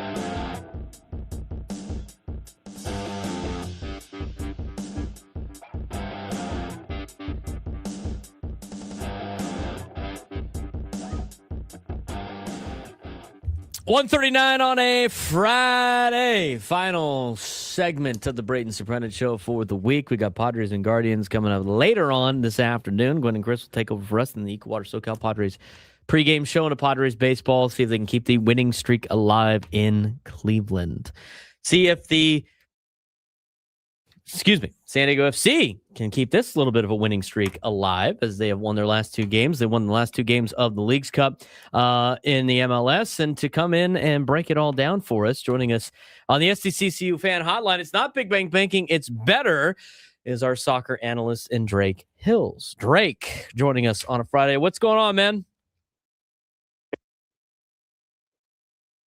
Oh, no. Did you just hang up on him? I didn't. Foul. If I did, I didn't mean to. Foul. Apparently, he's Drake. Drake. Frank does not want you to talk at all. He was like, you know what? We're cutting this guy today. Hatred right there. I hit the middle between the two hotline buttons, and I guess that hangs you up. I guess I don't know. I guess I hit both lines. He didn't like the Northwestern comment from last week, right? We're talking about the new Ryan Field up there at Evanston.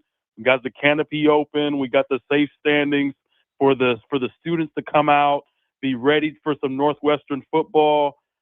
And all of a sudden, Frank gets into his Penn State feelings and tries to, I guess, hang up in my face. I don't know. You know what, Drake? Both of your schools knocked off Penn State last year. I think that was some built-up aggression. Definitely. Here I was as offering a peace offering to talk about San Diego FC, and I get it. It's mid-August.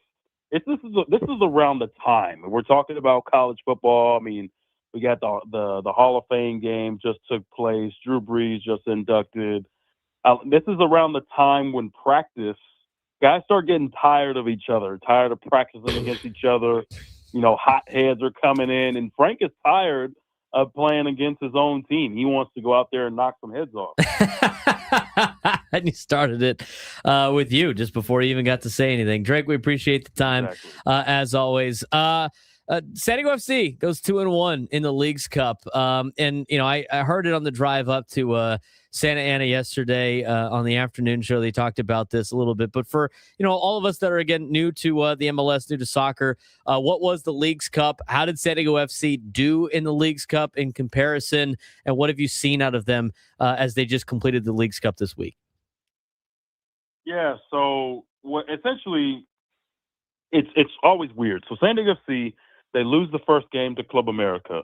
We call them the Dallas Cowboys of Mexican soccer, right? They are the darlings, and it's hard to go down to Mexico City, the home of Club America, the Estadio Azteca, home of 2 World Cups, or 3, I should say now, as well as, it's really hard to play there. San Diego FC loses the first game. They win the second game against Tijuana's Cholos, the third game against Puebla. But unfortunately, San Diego FC was not able to advance into the knockout stage of this tournament that pins all of Canada and U.S.-based domestic teams, including San Diego FC, with the domestic club teams of Liga MX in Mexico. And so despite having the games in hand and being able to get 2 wins, when you look at the qualification of teams in MLS that could qualify for the knockout round, after the group stage round, San Diego FC couldn't basically equal or better some of the goal differential and the point differentials of some of the other teams. So they will not be moving on. And interestingly enough, this is kind of a unique thing where in normal soccer, you get 3 points for winning a game just outright. But in Leagues Cup, you would only get 2 points if you win in PKs, and yet you would still get 1 point for even losing in PKs. So that's how other teams, whether it's MLS or Liga MX teams, are able to better San Diego FC's performance, even if they have the same results. So as advancing in the Leagues Cup, you had Leon, you had Club America, you had Toluca, and you had Monterrey from Liga MX, and then for the MLS, Chicago, Austin FC, Columbus Crew, and Real Salt Lake. San Diego FC finished 10th in the MLS side of that. But for San Diego FC, it's good for them to get a couple of wins. Obviously, in the Leagues Cup, they're focused more on climbing the leaderboard in terms of the MLS standings, Drake. And so from that perspective, did they get what they needed out of Leagues Cup as they go in and try to resume MLS play soon?